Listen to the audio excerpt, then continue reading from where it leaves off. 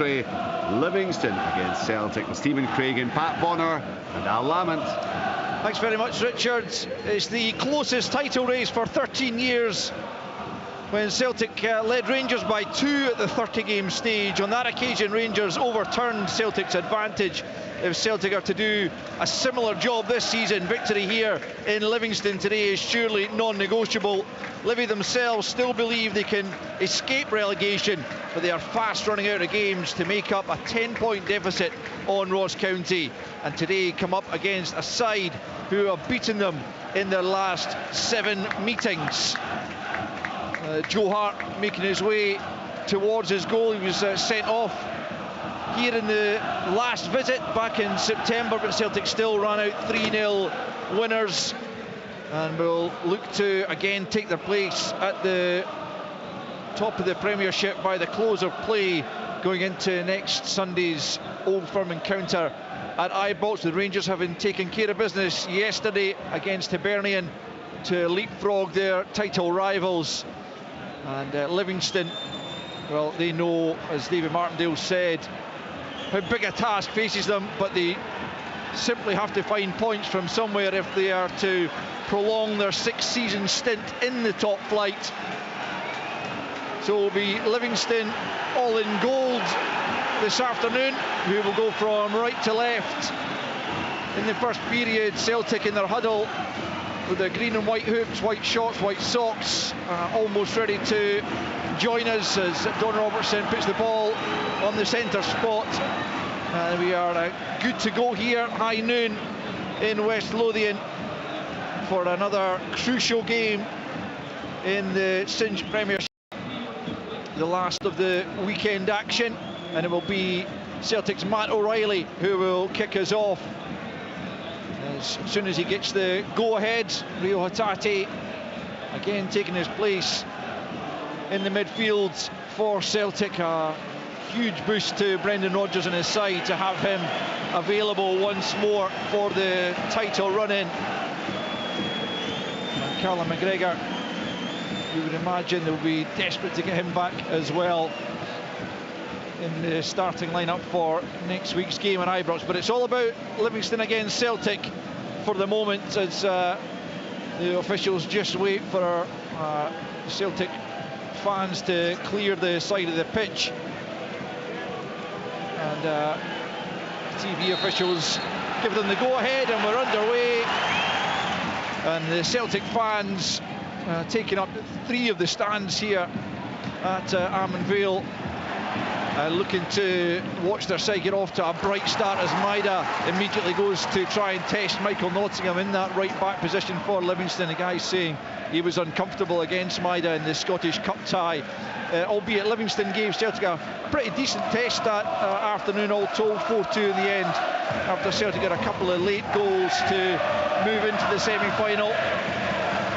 The Celtic fans making the din early on in the main stand. It's mainly Livingston fans round about us, and they will hope to have something to cheer over the course of the afternoon. But no wins in 5 for the home side, just 1 point in that run against St Johnstone, losing the other 4, and they're on the defensive here as Hatate tries to get the ball into the box, but Holt has robbed him, plays it forward for Yengi, battling away there against Scales. He's done well, going down the right flank for Livingston, up towards the edge of the penalty area, tries to take it past Scales again, but he can't do so, and Hatate comes back and moves away from Yengi. He was caught by the striker, but he does get the pass off to Maida. Nottingham, though, has stepped in and robbed him. Hatate making the challenge, a little bit scrappy over there, and eventually Maida has pulled back. Celtic at the free kick midway inside their own half. 1.5 minutes played in Livingston, and it's goalless here.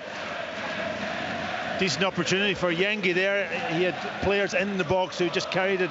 I thought he could have put the ball in and just played in between the goalkeeper and back four early on in this game and test him out, but he just kept running with it and eventually got stuck under his feet, and he lost the opportunity. But he is a handful. Yeah, he's been a useful addition, it appears, to Livingston in this second half of the season. Perhaps they could have done with him from the start of the season, but they find themselves in a difficult position, and Yengi's actually won himself a free kick. He dispossessed Scales, who then dragged them to the ground, and Livingston able to get up the park. The free kick awarded to them just a few yards inside their own half, and yeah, certainly Stephen, as I say, has been a good addition to that Livy front line. Well, he's going to have to do a lot of selfless work this afternoon. You'd imagine he may be isolated, but he's been clever early on. That's twice already in the opening couple of minutes. He's pitched himself against lame Scales. Yeah. That's the one where you think you can get the better of. Maybe diagonal balls like now, yes, you can go and challenge Carter Vickers, but in a one-on-one duel, you want to get next to lame Scales. That could be the opener for Livingston.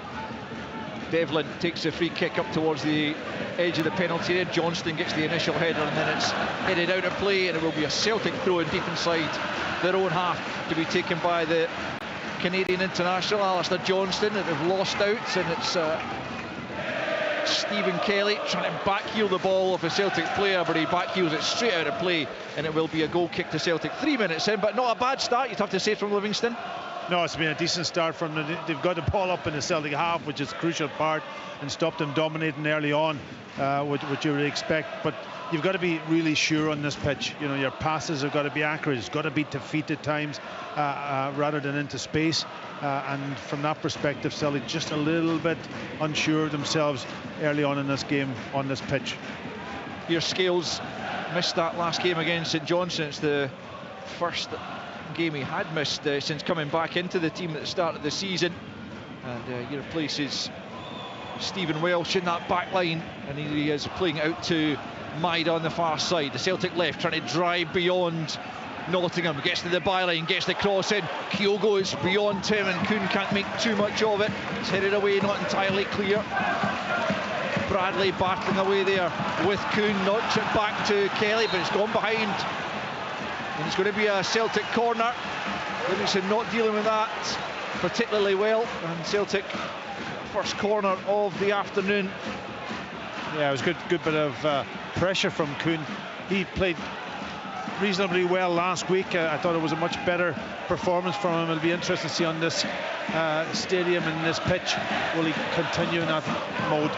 O'Reilly plays it short to Taylor, and Kuhn once more on this right hand side. Taylor back to O'Reilly, changes the angle, comes off Stephen Kelly, and it's going to be a second Celtic corner in quick succession. Yeah, I think Matt O'Reilly's looking up and seeing four giants along the 6-yard box, and he's thinking, if I throw that in there, it's probably going to go into their favour. So they're trying to work something. Hatate's free in the edge of the box, so I wonder if they're going to try and work it to him for a shot from distance.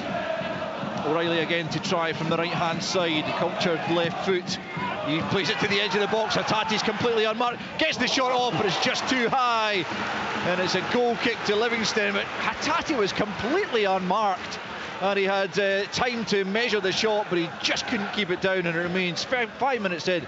Livingston 0, Celtic 0. Well, Stephen read it has it from up here. You could see it happening. I'm sure the players should be reading that on the pitch also. The Celtic pushed everybody almost into the 6-yard box. They were kind of almost crowding that area and left huge space. And Matt O'Reilly picked out Hatate with a decent ball, and it was a good shot. It was just about a yard or so over the crossbar, but I don't think that'll happen in this game again. I'm sure David Martindale and the staff and the players will sort that out.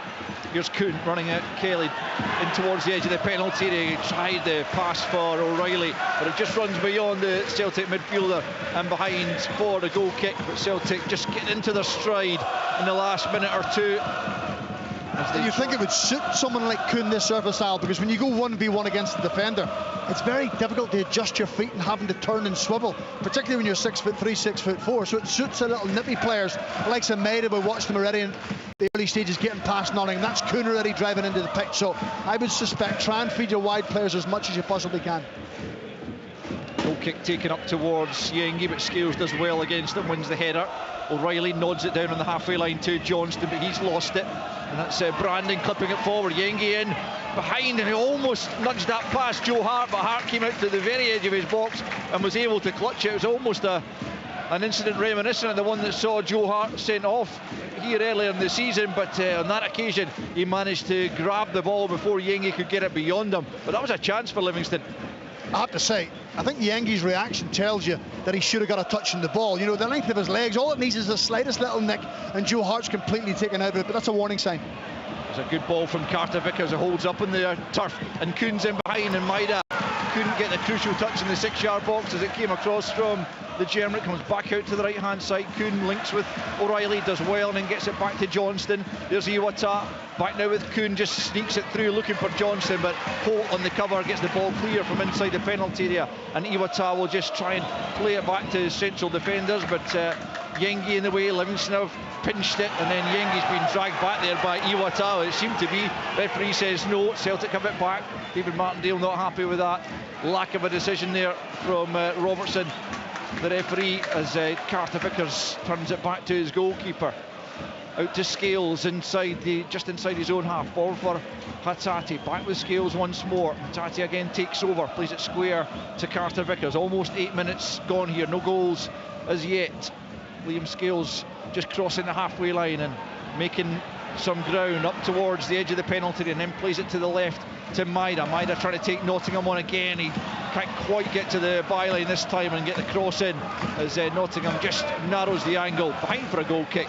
8 minutes in. Livy 0, Celtic 0. Yeah, that's a couple of times now that Maida's just got a touch of the ball, opened up, and then just knocked it past Michael Nottingham and took him on and beat him for pace. There was no end product in that particular situation, but that's always going to be the danger for Michael Nottingham. I just wonder though, Celtic Park was the exact same in the cup game. He kept going outside him, causing them all sorts of problems.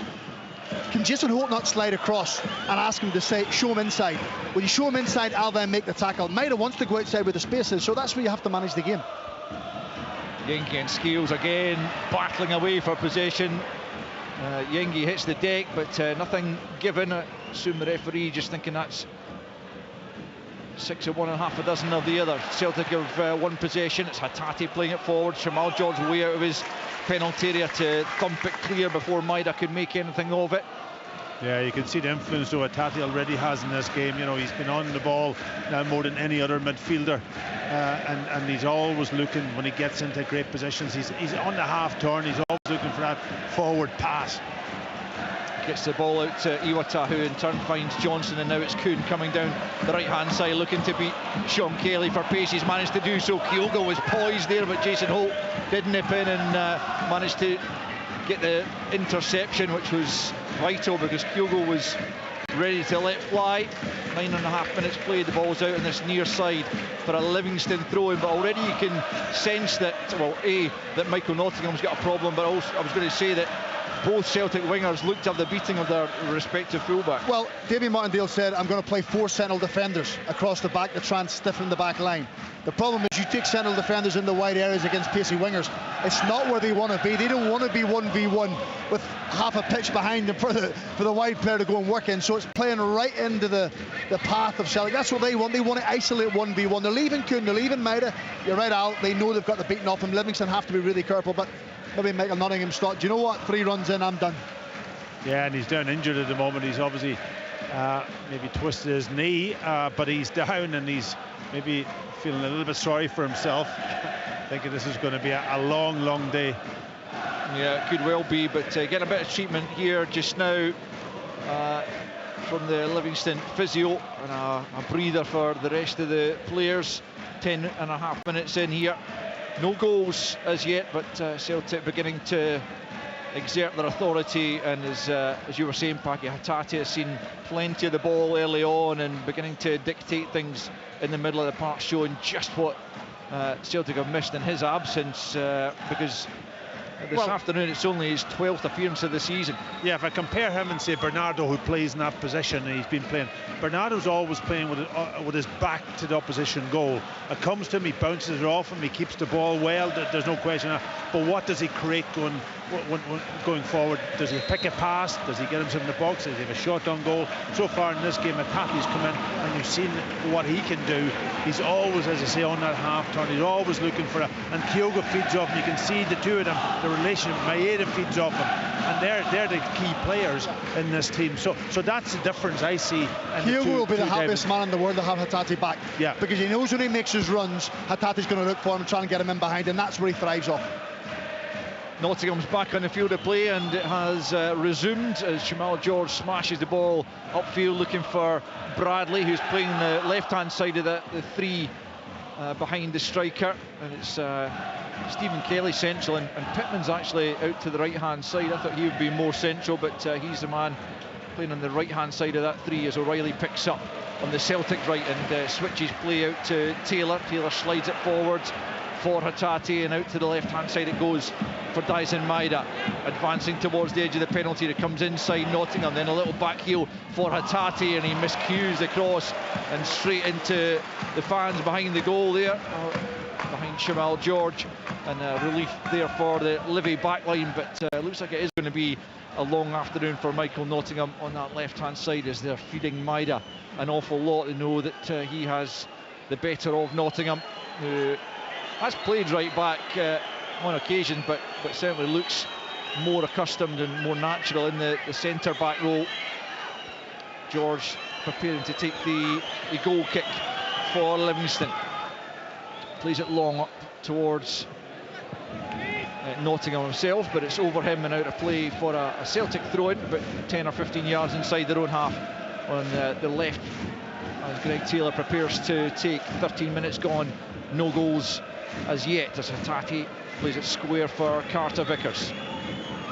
Another player that Celtic are determined to keep fit. It's a lovely ball forward, looking for Johnston. Obalai on the cover, just manages to get it back to his goalkeeper Shamal George, who's played it out towards the left-hand side for Yengi, who tussles there with Carter Vickers, and out of play. It will be a Celtic throw-in, and Johnston will come back and take this. Played it right centre-back for Canada in the international break, and 2-0 win over Trinidad and Tobago, but back in his usual right-back role for his club. Here he is playing it back to Carter Vickers. Goes down by Yengi, but gets the pass off to Hart at the edge of his area. Quickly out to Liam Scales and up towards the halfway line. Slides it forward for Hatate in a central area, looking for Maeda. Maeda comes in off Nottingham. He collects the balls, turns one way then the other, and then fouls Holt, who had come back. And on this occasion, as Stephen was suggesting, offered the cover for Nottingham, and Holt wins his side a free kick. 14 in, Livy 0, Celtic 0. Yeah, well, Celtic's dominating the play, you've got to say. Livingston's hanging in there. They'll be happy to get through this first period. What really, I think there was one shot just from Hatate over the crossbar, and then they're getting balls up to the big boy Yengi, who's a little bit of a handful for Celtic at the back. He's putting himself about and doing very well up there, and that gives him the opportunity to stay in this game. Yeah, they're in it from the moment, that's for sure, but they have lost 3 goals in each of their last 3 times that Celtic have been here. They've got themselves a throw-in down the right-hand side, which Nottingham's going to come forward and take in a decent area to try and get it into the penalty area of Celtic. And this could be their best opportunity to grab a goal from these kind of set pieces, long throw-ins and so on. It's Nottingham lining this one up on the right-hand side, about 15 yards from the corner flag. In it comes. It's O'Reilly who gets to it initially. Obalai was also in there to get the second contact, but his header is tamely into the arms of Joe Hart. Forward it comes from Taylor. Too much on that though for Kuhn.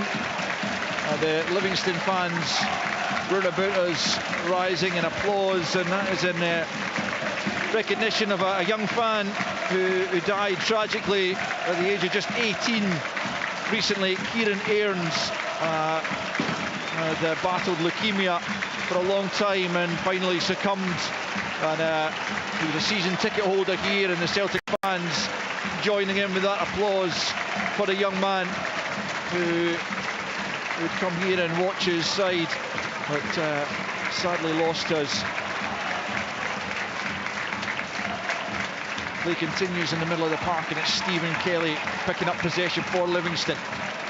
Back with Nottingham, and then back once more to Devlin. The skipper for Livingston moves away from Kyogo and then knocks it back to Shamal George, who was only half a yard away from playing that straight to Kyogo there, but got away with it. Livingston play it long. A couple of Celtic players getting in each other's way, and Livy pick up once more, and it's Brandon going back the way again to his captain Devlin. Devlin just outside the penalty area.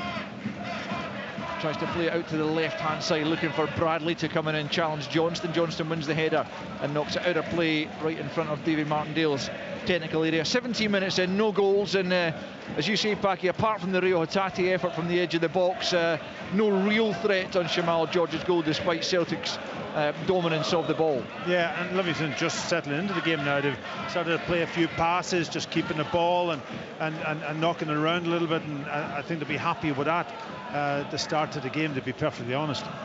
Yeah, I think Davy Martindale will be delighted. I mean, I'd said it ahead of the game that Livingston have to be more difficult to play against. They can't continually give up cheap goals and be soft and be bullied, because this was always a venue that clubs didn't enjoy coming to. I think they've scored 9 home goals. They've won 2 league games here this season. That is not good enough for your team that wants to stay in the top division. So they're starting to show some of the hallmarks in the opening 20 minutes of what they have been over the past 4 or 5 years. Yeah, you're right, Stephen. The fewest home goals and the poorest home record in the division, which is in large part, you'd have to say, why they are in the position they are in. 22 points worse off at the start of play today than they were on the same stage last season. O'Reilly's stolen the ball from Brandon and just can't quite find Maida, but he was being dragged back as he tried to play the pass, and it's a Celtic free kick. No advantage accruing there for Celtic, and Celtic will have the free kick midway inside the Livingston half in a very central area. An opportunity here to try and create something, perhaps, as O'Reilly ponders what to do here. You know, it's far enough out to be not a threat to the goalkeeper, but it's also far enough out to have a shot at goal, because the ball will dip down once it gets over that sort of almost defensive line. I think, will Hattie go and have a crack at it, or will he take it short? It's probably about 35 yards? Yes, it's 35 yards anyway. Here is O'Reilly, tries to, well, I'm not sure what he was trying to do actually, because there was too much on it for a pass, but not enough on it for a shot, and it goes harmlessly behind for a goal kick. That's a disappointment for Celtic. Still 0-0, 19 in. Kyogo's good, and he's got a lovely touch, but you can't fire the ball like a missile at him from 10 yards and expect him to get under control. I think he recognised that. He was trying to play it quick, he's trying to put a bit of tempo, but unfortunately far too much. It was knee high also. In the air. If it was along the deck, then he might have had a chance. Goal kick then taken by Shamal George. No goals as yet, as Yengi again wins the ball above Scales, but it falls for Taylor, who knocks it back to his goalkeeper. Joe Hart he hasn't had as many clean sheets as he would have liked of late. Failed to keep a clean sheet in the last 7 Premiership games, and have not gone 8 without a clean sheet since Gordon Strachan's time in charge, when they went 10 back in November 05 to February 06. So they'll be looking to better that this afternoon as Scales comes forward. He's well tracked though by Yengi, and it's out of play over on the far side as the 20-minute mark comes and goes. No goals as yet. Yeah, I think Liam Scales would be better just get out from his feet and pass it. Running forward the ball on this pitch, it's never going to be easy. It's always going to be very, very sticky, and you're going to get yourself into trouble. Kuhn with a poor ball forward, no chance for O'Reilly to get onto that, and again all the way through to Shamal George. And I guess this is the stage that Livingston wanted to get to, when Celtic and their fans might just begin to start getting that little bit frustrated that they've not managed to get the breakthrough as yet. Yeah, still a bit early in the game yet, I think, to get to that stage of frustration, but you would like to think that you would create a little bit more when you have decent possession. Livingston looking to get the ball forward. Johnston under a bit of pressure there from Bradley, manages to force it forward a little bit. Stephen Kelly can't bring the ball under control, and it breaks out to the left-hand side for Taylor. Looks immediately to find Maida, who steps away from Nottingham and motors forward up towards the edge of the penalty. He was just caught slightly by Nottingham, which impeded his progress. Still has possession, back with Taylor now. He plays it back the way to Iwata, midway inside the Livy half. Short ball for Johnston, and then out to the right-hand side for Kuhn. Kuhn up against Kelly. Iwata makes the dash forward down the right-hand side as well, then knocks it back to Hatate, edge of the box. Johnston comes forward. Nice interplay. Johnston again across goal. Oh, Kyogo's touch took it away from Maida at the back post. The offside flag was actually up in the end in any case, but best passage of play there from Celtic that we've seen all game, and so close to the opening goal, but 22 in. It's still Livingston 0, Celtic 0. Yeah, no doubt about it. Best bit of play. Nice integrate passing movement. and players knowing exactly where each other was and getting into great positions, and that ball just across that near post. Kyogo making a run. Obviously he's just offside, but that's the run that they were looking for, and he just was high again, probably around knee height, I think. Just failed to get a touch and take it on to the target. I mean, you can talk about the pitch and the surface and how slow it can be, but that is a pattern of play that it shows you. If you move the ball quickly, your one touch is on the money, you can cut through the opposition. It was terrific play by Celtic, with Matt O'Reilly once again at the heart of it. Midway point in the game then, or in the first half I should say, and still goalless here at the Tony Macaroni Arena, although it's not going to be known as that for much longer. Their sponsorship is ended here. So back to plain old Amon Vale for a while. Here's Hatate coming forward and finds Maida out on the left-hand side. Maida up towards the angle of the box, takes Nottingham on the outside again, but it's a poor final ball from Maida. And that's a letdown for Celtic again, because they had bodies in the box. Kyogo, O'Reilly and Kuhn had all made their way to the back post, but Maida couldn't pick out any of them. Still 0-0. Listen, it was great play from Celtic, all the way from their right back position, opened the game up. Hatate in a great position to pick the ball up, gives it first time out to Maida, and he goes past Michael Nottingham as if he wasn't there. But the final ball, you're absolutely right, Al. That's twice now he's got into great positions to put balls in, and he's just lifted it away over the crossbar. And it could be down to the pitch, yeah, but a player of that ability should be able to play that ball into the danger zone, because they had players in there. Yengi doing well, and then Stephen Kelly picks up just inside Celtic's half out on the right hand side, clips it forward, looking to link with Yengi again, but Scales got in the way of that one, and Hatate picks up at the edge of Celtic's penalty area. Plays it short to Carter Vickers and then gets it back once more. The Japanese maestro in midfield. Now forward to Taylor, and then O'Reilly helps it on to Maida. Better play again from Celtic. Back with Maida once more, looking to go inside then outside of Nottingham. He stands up well this time, the defender. Holds Maida up, but it's back with Taylor. Swings it in first time, away by Kelly. Only as far as Iwata at the edge of the penalty area. He has to turn it back the way though, as Brandon presses him.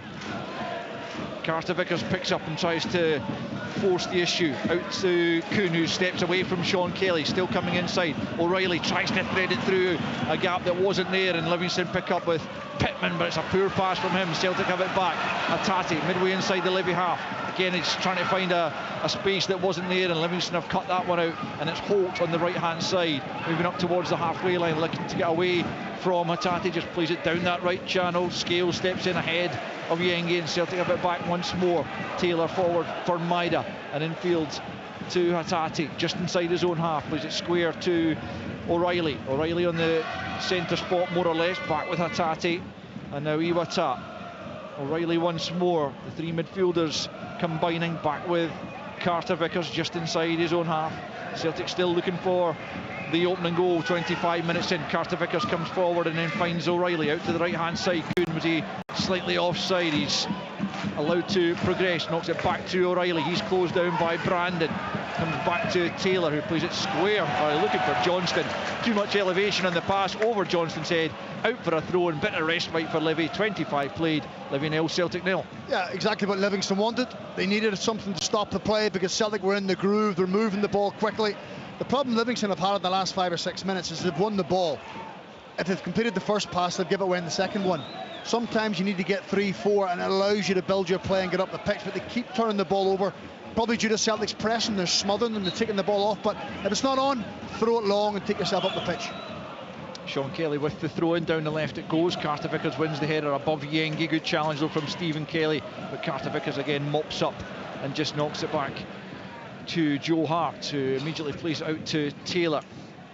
Back with Scales, Republic of Ireland international central defender now. Back out with Taylor, whose contract at Celtic is up in the summer.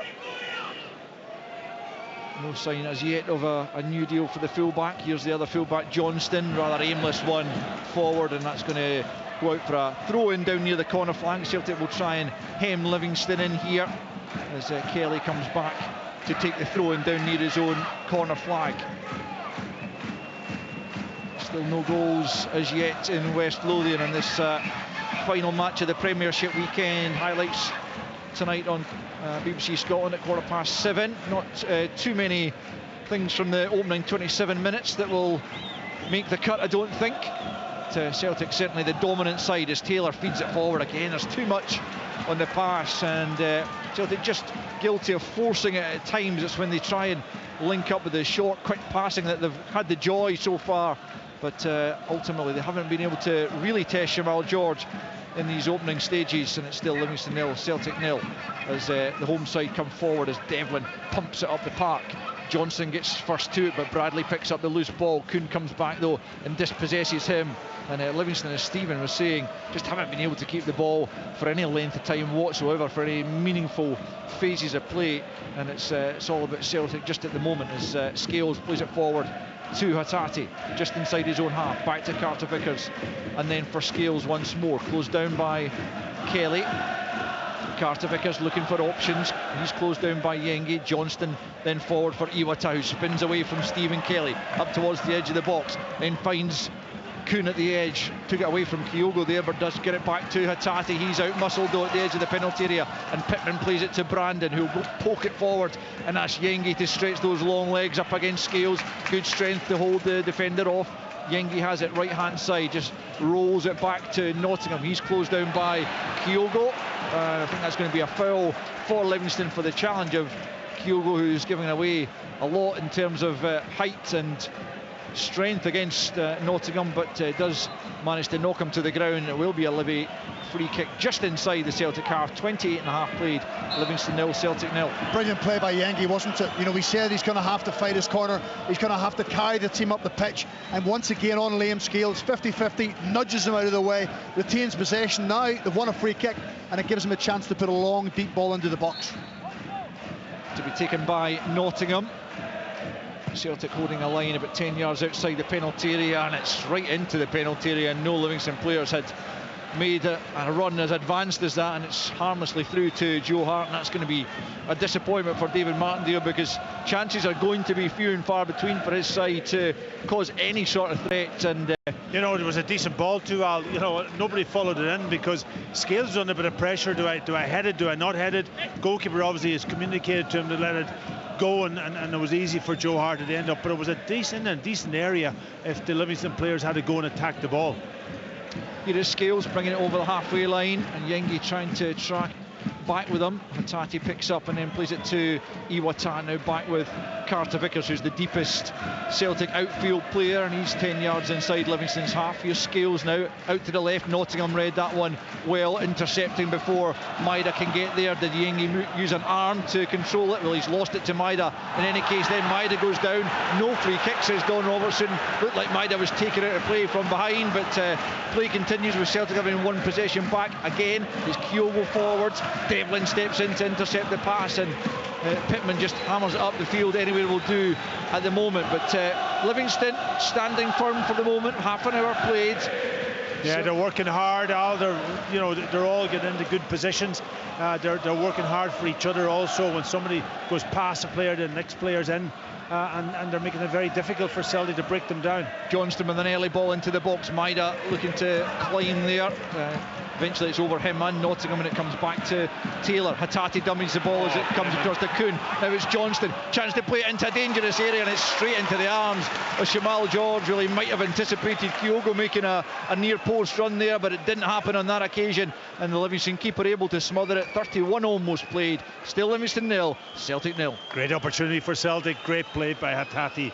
Awareness on the edge of the box, just let the ball run through him to Kuhn, who played in Alistair Johnston. I thought it was, he didn't play with pace, he just played it into an area, but the three players following in, Kyogo, O'Reilly and Maeda, they were all in the same line, and just somebody had to make that quick dart to the near post, and there was an opportunity for Celtic. Carter Vickers has it, just bringing it over the halfway line. He's looking for options, he just plays it short to Johnston to his right. Hart's well out of his penalty area, he was offering himself, but it's back with Carter Vickers just inside the Livy half, out to the right where O'Reilly's taken up the position, plays it back to the edge of the centre circle for Scales. Scales will play it square again to Carter Vickers. Livingston closing down the spaces, trying to make life difficult, but Johnston and Kuhn have combined on the right, and now Johnston will lift it to the back post. Maida with a little nudge in the back there of Nottingham. Livingston managed to get it clear, and then Pittman's fouled by O'Reilly just in the edge of the box. O'Reilly's furious with the referee, but the decision is not going to change. It is a free kick to Livy, 32 on the clock, still goalless. It's almost like the Celtic have got to score the perfect goal today, isn't it? You know, there's you know, Livingston are doing the defensive situations really well. They're picking up the positions, and it really has to be really good play by Celtic to open them up. I think the longer it goes and Celtic don't score, I know we're going a little bit early with this, but the deeper Livingston will get, the more compact they will get, the harder it will become for Celtic. And I think they've known that coming to this venue. Yes, they're going to dictate the play, but the earlier they get the breakthrough, the easier the game becomes. There's Kuhn trying to play it beyond Kelly and then get round the other side of him, but it's rolled out of play before he could retrieve it, and it's going to be a throw in to Livingston just down in front of us on the left hand side, midway inside their own half. David Martindale with a couple of words to Sean Kelly as he prepares to take the throw, and I think probably more or less saying just take your time here, no real rush. If they can get to half time, which is still a good 12 minutes away, but if they can get to half time at 0-0, then that would certainly be an achievement, something to work with, as Hatate and Stephen Kelly contest the ball in the middle of the park. It breaks for Kyogo, but there's a handball in there, I think, against a Celtic player, and it will be a Livy free kick just inside their own half with 12 minutes left. As I say, in this first period, Livy have managed to keep 5 clean sheets over the course of the season, and they've all come here at home. But as Stephen said, just 2 wins at home in their 14 games prior to today.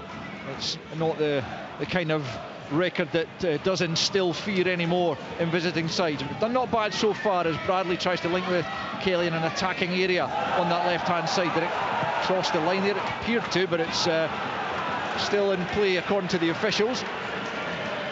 Out to the far side it goes, and Yengi knocks it back to Nottingham, straight into the arms of Joe Hart from Nottingham, and it's got to be better quality wise from Livingston. Celtic immediately get it forward down the right hand side. Not a great touch from Kuhn. He seemed to foul Ovalai as he tried to play it beyond him. Ovalai manages to get it half clear, but not entirely. Referee not giving anything. Ovalai thought he was impeded, and I have to sympathise with him there, but it's a throw into Celtic, quickly taken by Hatate into Johnston. Back out from Kuhn to Hatate, plays it off the chest of Brandon, gets it back and moves away from the midfielder. Hatate plays it square now to Greg Taylor. Taylor just outside the penalty, clips it looking for Kyogo, and it's well read by Devlin. He got just enough in it to ensure it didn't get through to Kyogo. 10 minutes to the interval, and it's still Livy 0, Celtic 0. And O'Reilly's knocked it straight out of play for a Livingston goal kick. And as you say, Stephen, the longer it goes at 0-0, the more belief Livingston will have that they can continue this. Yeah, but also then the Celtic players grow a little bit frustrated, and it's great having the 3 ends of away fans, but then they become frustrated, and sometimes that gets itself onto the pitch. As an underdog playing against one of the old firm, that's exactly where you want it to get to. You want to make it difficult and stuffy and sticky. Celtic probably haven't lost their way in the last 5 or 10 minutes. They haven't had the fluency they had in the movement and the variation in the front 4 that they had in the opening 15-20 minutes. They kind of lost that a little bit. Goal kick to Livy then. Shamal George launches it long over the halfway line, looking for Yengi. It's another battle there with Scales. Yengi's done pretty well. He's managed to poke it back to Kelly, and then forward by Brandon. And Yengi's got himself inside the penalty area, but it breaks off him, and then Scales and back to Joe Hart, and no real harm to Joe Hart's goal. He hasn't had anything really to deal with, nothing meaningful in that sense, as he rolls it out to Scales. There's always that big moment in this game for Livingston. No matter how much they're out of the game and not creating chances, they will have the big moment, and that's when you need a goalkeeper to come into his own. So Joe will have to keep his concentration levels. He is playing it out to Scales once more, up towards the halfway line, into the feet of Kyogo. Just lays it off for Hatate, sweeps it out to this near side, the Celtic right. Kuhn will catch that right on the goal line, up against Kelly. Johnson's made a good run, and he flips it into him. Across goal it comes. Kyogo hits the deck. Don Robertson had a look. Nothing given as yet. Kyogo's still down. Johnston on the right hand side. O'Reilly picks up. He's lost possession, and it's hacked clear by Bradley. Yengi also down. Kyogo's still down. The challenge did come in from behind him, and it looked a slightly dubious one, and eventually play is stopped to allow potentially treatment to Kyogo, who's still down inside the Livingston penalty area. Yeah, I think he's just playing it a little bit, obviously, but I didn't think there was too much in it, to be perfectly honest. But the way VAR's gone this year, you never just know. I mean, there may have been contact, okay? There may have been, absolutely, but it doesn't require that kind of theatrics to stay down for 2-3 minutes. It wasn't a hard enough kick that it's going to make someone stay down. If it's a penalty, then it's a penalty. We haven't got a second view of it. So that would tell you there was a VAR check. Then there is possible contact, which is fine, but it shouldn't stay down for that long. I'll tell you who does have a second look at it is our pitchside reporter Brian McLaughlin, who's got access to a monitor, and with the VAR check, I think, quickly over with. Brian, have you had a look at it? Yeah, I've had 3 or 4 looks at it, and initially I thought absolutely not a penalty, but there was one view where I thought there was contact, and whether it was obviously deemed by the video assistant referee not to be enough, so no play goes on. Yeah, Alan Muir, the man in the VAR room today, and he has had a quick look, as you say, and decided play on, so no need for review. 7 minutes left in the half, and Celtic still probing. Here they come, Kuhn into the penalty area, and it was neither a shot nor a cross in the end from Kuhn, somewhere in the middle, and it drifts wide of the far post to Jamal George. It was certainly another opportunity, but Kuhn couldn't deliver, and it's still 0-0. Yeah, listen, a great pass and a great run. The final product, again, not there for Celtic. They've been got into some very, very good positions in behind the Livingston back four, but that sort of final pass, whatever you want to call it, just isn't quite there for them, and that was a really good opportunity for them. Couldn't get in behind the full-back and just volleying it over and beyond Kyogo past the far post. Nottingham wins the header from the Jamal George goal kick. Yengi will give chase, but Joe Hart quickly plays it out to Johnston, who slides it down the right for Kuhn. Nice flick for Iwata. Iwata tracked by Kelly, but manages to play it back to Kuhn, who almost overruns it there. And then Jason Holt was in to pick it up, as it did just run away from Jason Holt. Ran away from Iwata in the middle of the park. The Celtic fans thought he was fouled. They've won it back now, and it's Maida going down the left-hand side, looking for an opening goal before half-time. Edge of the box is Hatate. Tries to curl it, and he's not too far away. Just beyond the near post here of Jamal George. Looked maybe a yard or two wide. Didn't quite get the curl he was looking for. And with the 40th minute approaching, it's still Livingston 0, Celtic 0. Yeah, it was a good effort, but again, when that ball went to my head, Michael Nottingham almost stood stationary. He didn't know what to do. Do I go out and approach him? Do I hold my position? He didn't do anything, and it allowed then Maeda to pick a pass to Hatate, who was free on the edge of the box. Decent shot with his right foot, just, I would say, from our angle here, maybe it was about a yard wide. I have to say, I just looked at the net. It was one of those ones where I thought it's going to nestle in the corner because Jamal George didn't move. And that's something Celtic have missed. That shooting ability from distance. David Turnbull's got to get that, but the shooting ability that Hatate has been sorely missed. So it's still goalless going into the final 5 minutes of the opening period. Celtic, as you would expect, have been the dominant side, but Jamal George hasn't been called upon to make a save in the game so far. Celtic looking to try and change that in these closing stages of the first period, as Carter Vickers picks up the square pass from Hatate midway inside the Livy half. Forward to Kuhn, who's been lively enough, and here he is curling the ball in. Nottingham knocking it high in the air with the left foot, scoops it. Brandon can't help it on. Challenges Iwata there, breaks back for Oberlai. All of a sudden Yengi has it on the halfway line. He was momentarily one-on-one. He's done well to keep it and get it back to Stephen Kelly, and forward it goes down the left-hand side, and now it's Bradley. Livingston trying to get bodies into the box. Bradley's ball in is beyond Scott Pittman, who'd made the late run, and all the way through to Greg Taylor, who does well to pick out Hatate. 4 minutes remaining in this first period. Plays it back to Carter Vickers at the edge of his own penalty area. Short ball to Johnston. Johnston brings it forward and then plays it square to Scales. That was promising just for a moment there for Livingston, but ultimately comes to nothing as Taylor now clips it forward, looking for Maida, who's just got goal side of Nottingham out to the left-hand side. The offside flag, though, has gone up to halt his progress, and it will be a free kick to Livingston. 3.5 minutes left of the first half, and it's still Livingston 0, Celtic 0. It was great play by Yengi again a couple of moments ago, just holding the ball up, get in front of Scales, laying it off, and creating the opportunity for Livingston to hit Celtic on the counter-attack. But the big man's impressive, I've got to say.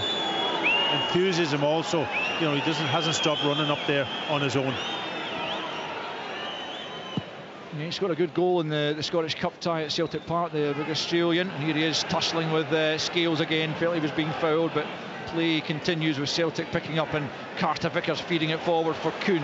Kuhn down the right hand side, tracked by Sean Kelly. Still in play as Kuhn comes into the penalty area, wants to get it onto the left so he can get the shot away. Looked to come off the hand there of Kuhn as he was challenged, and although that's not given, Livingston do win possession, and then Carter Vickers is adjudged to have fouled Yengi, and Livingston get the free kick. And well, Yengi really has done a power of work up there, and that's exactly what his side need from him, winning these free kicks to get them up the park. Bit of respite at the back, 2.5 to play in the first period. Still Livy 0, Celtic 0. He's been a real handful, and he was in that Scottish Cup tie against Liam Scales and Stephen Welsh. I thought Cameron Carter-Vickers would come in and dominate him this afternoon, but there's another example of just using his body, using his strength, allowing Livingston to get up the pitch. There's no doubt there'll be other clubs, certainly in the Scottish Premiership, looking and thinking he could do a job for us.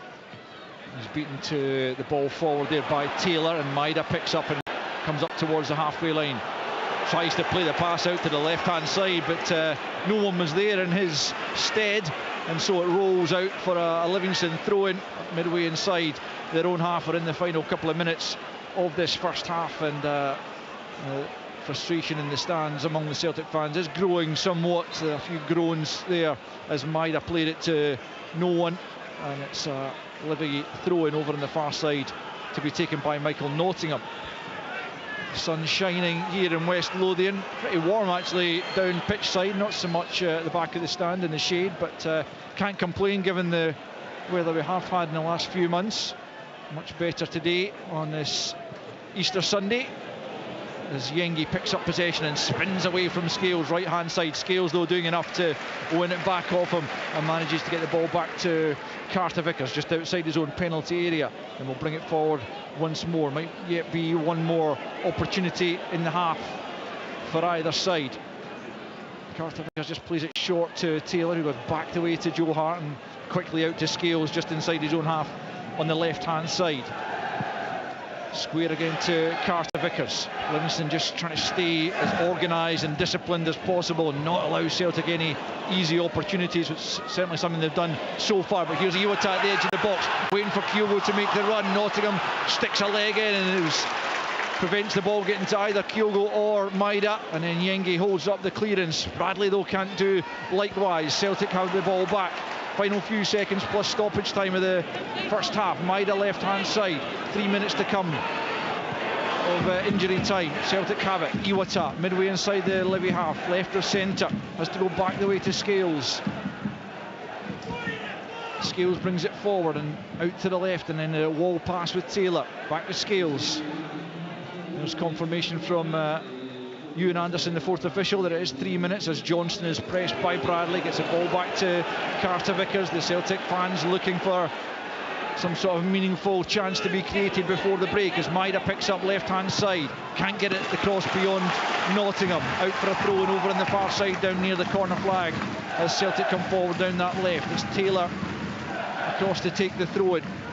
Matati moves for it, so does Maida. Maida gets the ball at the angle of the box on the left. Back to Taylor, about in line with the 18-yard box. It's Hatate once more on the angle into Johnston, who's taken up a central position. Was O'Reilly fouled there? He certainly felt he was. Livingston have got the break of the ball. Nottingham plays it off Taylor behind for a goal kick, and Livingston are edging towards that half-time whistle with their goal still intact as O'Reilly argues with the referee as to whether it should have been a free kick or otherwise, as Shamal George is urged to get a move on. A couple of minutes of injury time to play, and it's Livingston 0, Celtic 0. I think it was a free kick, and I think he let play go to see what was going to develop, and nothing actually developed from it. So I think he probably could have pulled it back and given a free kick in a very dangerous area, I've got to say, right on the edge of the box. Yeah, normally pretty good at bringing stuff back if the advantage doesn't happen, but If Packy's right, then he didn't do it that time. That's a good ball forward for Kyogo to chase in the right channel. Oblai's with him, makes the challenge. Kyogo still has it though, tries to turn away from Devlin. Oh, good save, George, and knocked away from Nottingham. First save of the game for Jamal George, and a really good one to push it away from Kyogo. As Celtic pick up once more, midway inside the Livy half. Can they find the breakthrough before half-time? It's Hatate out to the left-hand side for Taylor. Just about a minute to play. Taylor into the 6-yard box, away by Sean Kelly. Back out to Taylor on the left-hand side. Brings it back to Iwata, midway inside the Livy half. Just slows down again for Celtic as Scales loses it to Yengi, and then Kelly will just feed it forward. Yengi won't catch that one. Carter Vickers there well in advance of him. Let's go back to the Kyogo opportunity, which he made himself almost, turning inside. Both Oblai and Devlin got the shot away on the left foot, but George down to his right to push it away, and Nottingham completing the clearance. Yeah, there was a great run from him initially and getting himself into that position, but then a really good strike. What a save though. Saved down to his right hand side and pushed it away from goal, which is critical also. So Jamal George coming up trumps right on the half time. Celtic have it back, just seconds left in this first period. Can they create anything more of note before the half-time whistle sounds? It's Johnson on the right-hand side. Iwata makes the run, tries to play it through to Kuna, almost got there. There was a crucial toe in there from a Livingston player as Hatate picks up, and now O'Reilly. But that's it for the first half.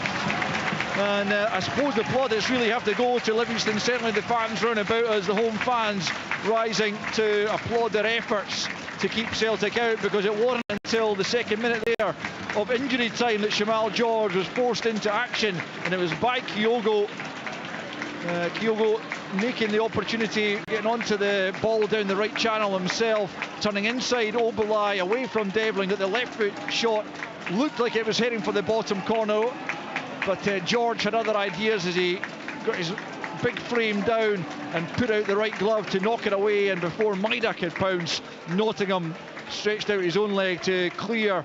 Other than that, for Celtic, Hatate had a shot just over after just a few minutes into the game. Johnston played a ball across goal, and Kyogo knocked it just wide, albeit the flag was up, and Hatate curled one just wide 5 minutes before the interval. But otherwise, as I say, that was the first save in the game for Jamal George. At the other end, Joe Hart's had nothing to do, in all fairness, but for Livingston it's been a battling and disciplined performance. Celtic haven't found the cutting edge they require, and so at the interval in Allen Vale, it is Livingston 0, Celtic 0.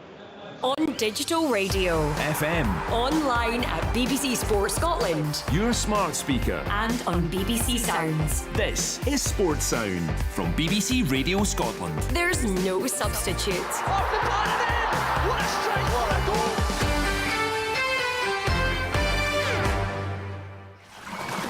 This Easter. For the last 200 years, RNLI volunteers have been saving lives around Scotland's shores. The guys in the crew, I'd like to think they're all very proud of me. I got a hold of his hand, pulled him aboard the boat, and he's thanking me. I said, "Look, don't thank me yet." Cat QB marks the organisation's bicentenary across 2 episodes. You know, it really was a matter of life and death. By hearing from its volunteers and those saved at sea. The feeling was just unbelievable. Stories from Scotland's seas, the RNLI at 200. Listen now on BBC Sounds and tomorrow at noon on BBC Radio Scotland. You're listening to Sports Sound with me, Richard Gordon. It is goalless at half-time in the one remaining SPFL fixture for the weekend. The highlights tonight, 7:15 on the BBC Scotland channel. The final hour of this programme, we'll look back on all the action from yesterday, the big talking points, and congratulations to Falkirk, who clinched League One with an incredible display at Links Park, a 7-1 win against Montrose. We look back on all that. Then when we are finished at 3, you can settle down for some laughter over a couple of hours. It is Off the Ball. It's Tam Cowan and Ray Bradshaw who are in the hot seat this afternoon. Good Easter fun for all the family, from the kids right the way through to your granny. Everyone loves Off the Ball, so make sure you're tuned in to Tam and Ray from 3 o'clock. Let's reflect then, shall we, on the opening 45 minutes in West Lothian. It's probably, I think, fair to say, Stephen, pretty much what we'd have anticipated in terms of the flow of play. Well, certainly what Livingston would have hoped for, put it that way, Richard. They don't want Celtic getting up to top speed and being in top gear, moving the ball, slick, cutting them open. They always wanted to make it a scrappy game, a little bit disjointed at times. They were going to try and play in the counter-attack, throw balls forward to Yengi. The disappointment from Davy Martindale will be that when they've landed in the ball in midfield, they haven't connected enough passes to be able to build a pattern of play. Sometimes it's been given away after one pass, it's been two passes then given away. You know, sometimes you just got to have that third pass or that fourth pass that just allows you to then go and build your pattern, allows your fullbacks to get forward. So they've become a little bit stuck at times. However, the huge positive will be that they haven't conceded a goal, because they're not a side that scores lots of goals. Al said it, I think 9 goals have got at home so far this season. So the feeling will be that if they go behind, it's going to be a long way back for them. So stay in the game, stay in the fight, keep a clean sheet as long as you can, and maybe you might be able to nick something. Worst case scenario, you go one behind, you can chase it with 10 minutes to go. But they really didn't want to be chasing the game after 5 or 10 minutes. Otherwise, it would be a really long afternoon for them. So positive to take from it. However, when you land in the ball, which is always the same when you play one of the Old Firm, you have to be good with it. You've got to give yourself a chance to get up the pitch with quality, and that's been lacking a little bit from them. Well, you say a little bit, it's been lacking almost entirely, hasn't it? They simply just haven't got up the pitch. I'm trying to be kind to them. Yes. Well, that's the kind of guy you are, and it is Easter. It is, of course. But then you look at the players they have. Alexis Stephen Kelly's a good footballer. Yeah. Jason Holt's a good footballer. Scott Pittman has had a good career in the Scottish Premiership over the years. So it can't be a fear factor. It can't be a nervous thing. No, and as we touched on before, it's just the technical side of it, possibly. Yeah, it is. Because they went to Celtic Park and they did cause lots of problems for Celtic. There's been no sign of that today, but maybe that's the focus. Maybe that's what they're trying to do, just to remain compact for the largest part of the game. And if they can keep it at 0-0 or indeed sneak in front, then they've given themselves something further to hang on to. I was interested, Pat, at one point you said it's almost as if Celtic have to score the perfect goal today. Yep. Were you referring there to Celtic's mindset, or the fact that Livingston were sitting in and were so well organised that was going to be the only way they could break through? I think but at both. I think the part of Livingston is that they're well organised today. They're all sticking to their task. Yes, Michael Nottingham was getting a little bit early on in the game, got a wee bit sort of kind of spooked up against Maeda, but the final ball for Celtic, they got into great positions at times, and the final ball wasn't quite there. I remember 2 occasions Maeda got past Michael Nottingham and he lifted the ball well over the crossbar. Kuhn did the same on the right hand side, get into great position and volley the ball over the back post when it was easy just to lay it in front of Kyogo. So that's the bit that's missing from Celtic, and it's almost that they're passing the ball. They've got lots of passing, lots of possession, and that. But maybe it's down also to the pitch. They're playing to feet and they're trying those little passes, and when they do play the ball, maybe in behind, it's running away from people. So it's a slight, and you have to adapt your game on this pitch. There's no question about that. They've got the technical players. I think Hatati's been very influential in the game. It looks as if he hasn't been away. He's getting the ball. He's on that half turn. He's creating things. He's passing the ball forward. And so on. Kyogo had that great chance right at the end. So they're almost there, but they're desperate for that first goal. They're desperate for a goal to settle themselves down, take that frustration away. The longer this game goes on, and they haven't got that vital goal, you can expect Livingston to have one chance in the game. Yengi is a danger.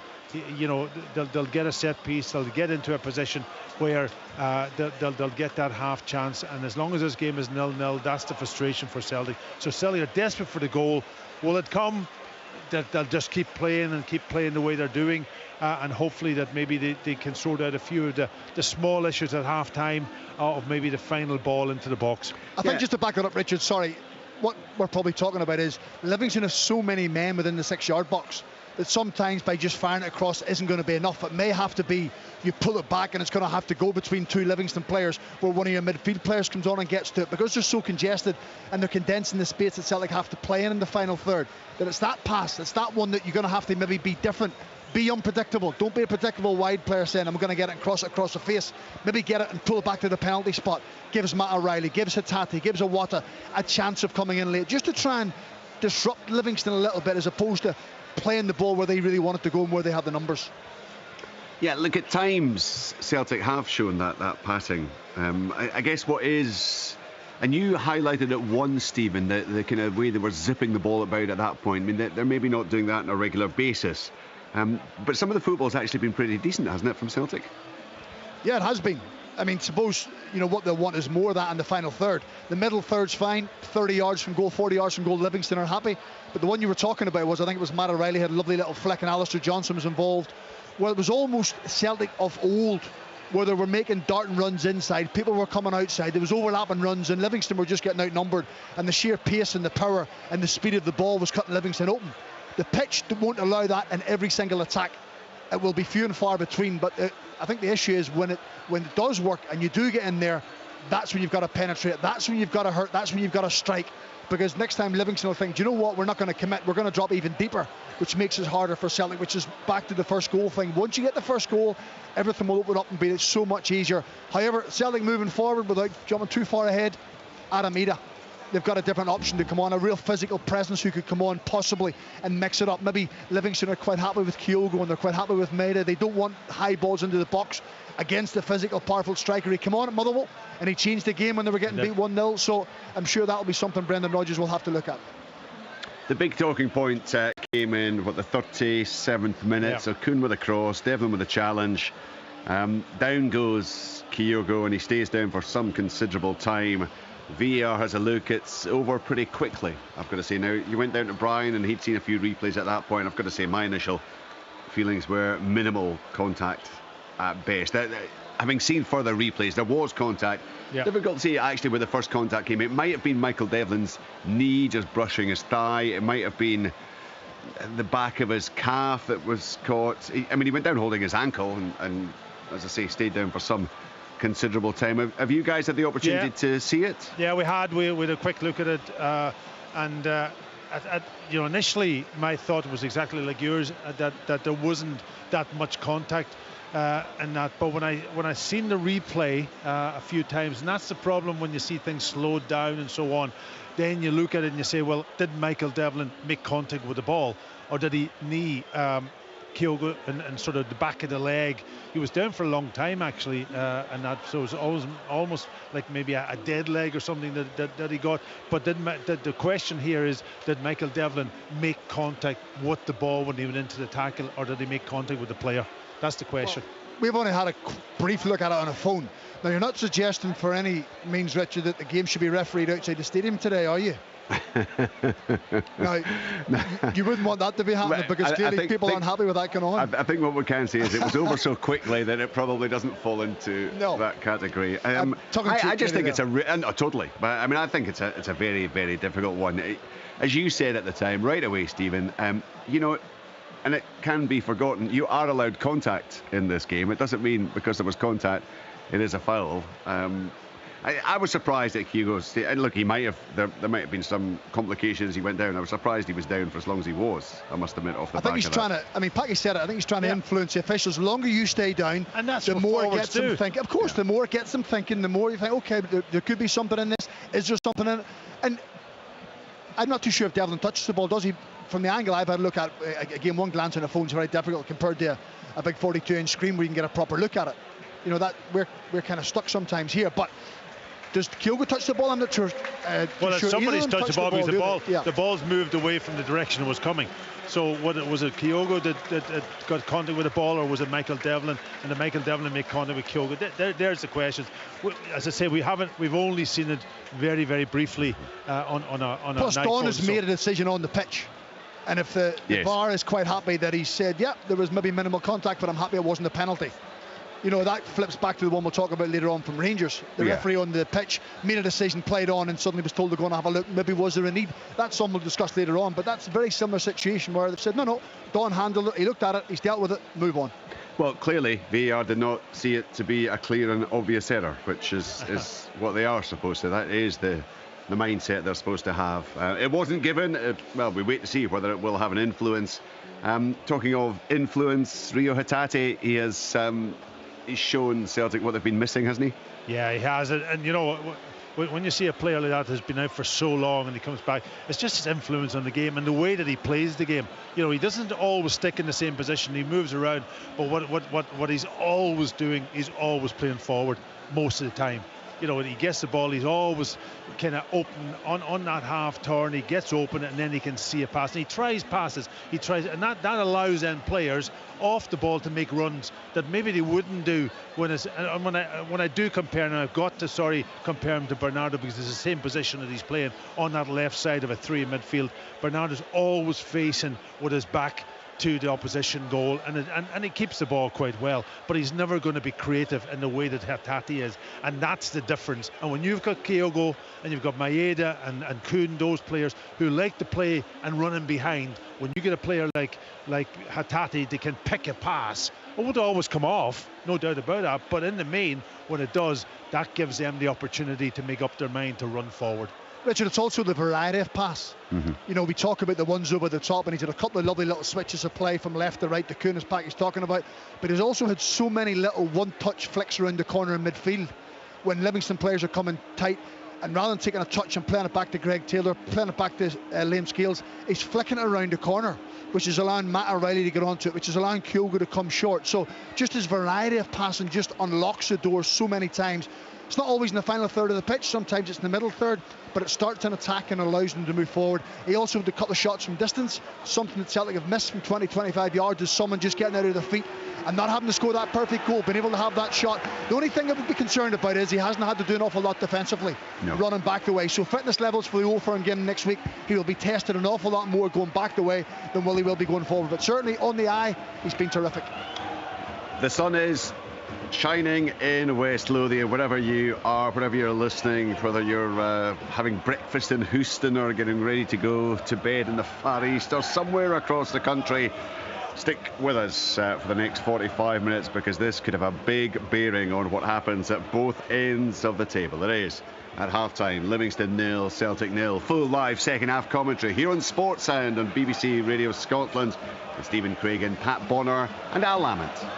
Thanks, Rich. We await the return of Livingston to the surface here. Celtic are back out, and the fans away to our right have let off what must be a series of, I don't know what you call them, smoke bombs or whatever. There's massive amounts of green and yellow smoke drifting into Joe Hart's goalmouth. I can't imagine he's delighted about that. There's no way the game is going to restart in the next minute or so until that has cleared. Livingston are back out on the surface now as the smoke begins to drift across our way, which is most unwelcome as well. But all the players now back out. No changes for Celtic, and don't see any for Livingston at this stage either, as the referee comes back out, and well, the smoke has largely dissipated now, but the second half will be able to resume pretty promptly as Livingston get us back underway. They're going from left to right in this second period as we look at it from the back of the main stand. Don Robertson, the referee, just having a look across to that goalmouth to check the visibility is okay. I reckon it probably is. Joe Hart is probably the one who needs to decide. We can see him pretty clearly, so presumably he can see everything he needs to clearly enough, and we will be back underway very shortly as Stephen Bradley, after the referee's whistle, knocks it back to Ayo Obilai. 0-0 then we start this second period as the ball's immediately up towards Yengi, who's trying to make a nuisance of himself as he did for large parts of that first half against the Celtic backline, particularly Liam Scales. As the guys were saying, he's largely trying to play on Scales. Clearly feels he can get most joy out of him, more so than the slightly smaller Cameron Carter-Vickers, but nonetheless he's got a terrific leap, and really accomplished defender, as we've come to learn over the last 2.5 seasons. As Kyogo picks up on the left-hand side, unlucky to be denied, and he's dragged to the ground there by Mikey Devlin, and that'll be a yellow card, the first of the game for the Livingston captain, who is furious for some reason with Ayo Obilai. I'm not sure if he feels that he should have come across and made the covering challenge initially, but Devlin dragged Kyogo to the ground. It's an early second half yellow for the Livingston skipper, and a Celtic free kick. I think he was angry because the ball's Celtic's deep in their own half in the corner, and they played to Hatate, who volleyed it up the pitch, and Kyogo was able to take it out of the air at ease, and I think that's what he was annoyed with Opala, that he was switched off at that moment in time and caused him to get into a really difficult situation. O'Reilly's free kick into the penalty area looked like a dangerous one, but no Celtic player able to get on the end of it. Carter Vickers was closest to it, but even he couldn't stretch out the leg to make anything of it, and so with a minute and a half of the second half gone, it's still as we were, Livingston 0, Celtic 0. I'm not too sure Matt O'Reilly, it was Matt O'Reilly with the free kick, wasn't it? Yeah. I'm not too sure there's an awful lot more he can do. No. You know, you're asking your forward players and your centre halves coming up, I'm going to put the ball in an area that's going to allow you to get across and go and attack it, and everybody stood and watched it. Big let off for Livingston, I have to say. Yengi well matched that time by Scales as Taylor picks up deep in his own territory, plays the ball short to Iwata, who brings it forward up towards the halfway line, encourages his teammates to get moving forward, and it's out now with Kuhn, who steps inside. Bradley pokes it forward to Johnson at the byline, but straight into the arms of Shamal George, and all too often, Packy, the final ball from Celtic has been what's let them down. Oh, he's got to do better than that. He was in a great position to get his foot wrapped around that ball and cut it back to almost between a 6 and the penalty spot. Instead, he just plays it in to Shamal George's hands, and the pressure right off Livingston. Big clearance from George, is taking the ball right out of play down near the corner flag here in Celtic's defensive third. Kelly steps in and knocks the ball back out of play after Taylor's initial throw-in, and the Celtic fullback will have another go at it. 3 minutes gone in the second half. 0-0 between the bottom side Livingston and the champions Celtic, who come into the game 2 points behind Rangers, the same amount of games played. So certainly looking to get all 3 points here and move back above Rangers at the top of the table, as it's played forwards by Kuhn.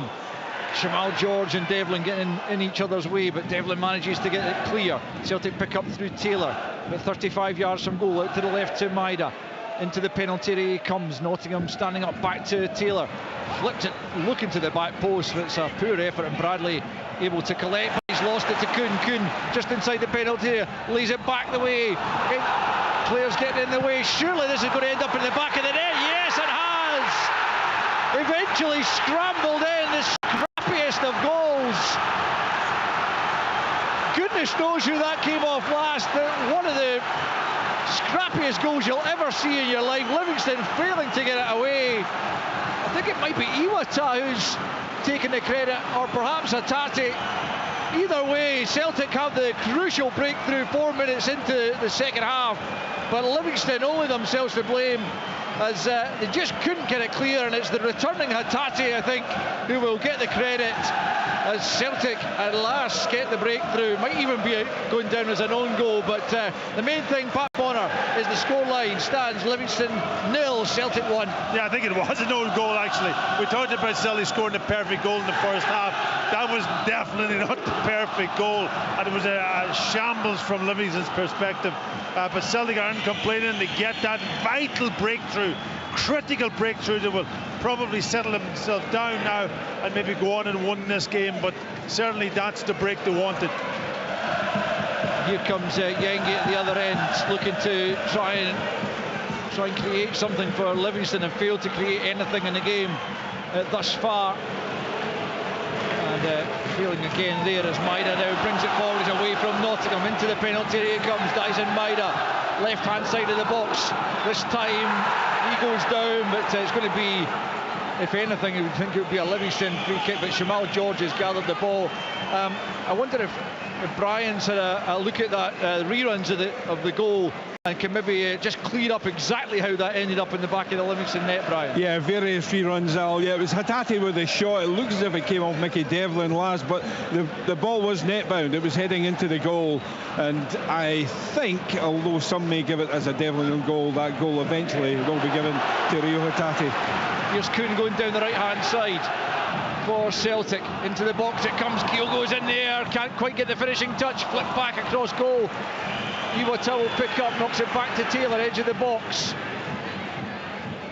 Into Hatate, looking to find room for the shot again. That one's charged down, claimed for handball.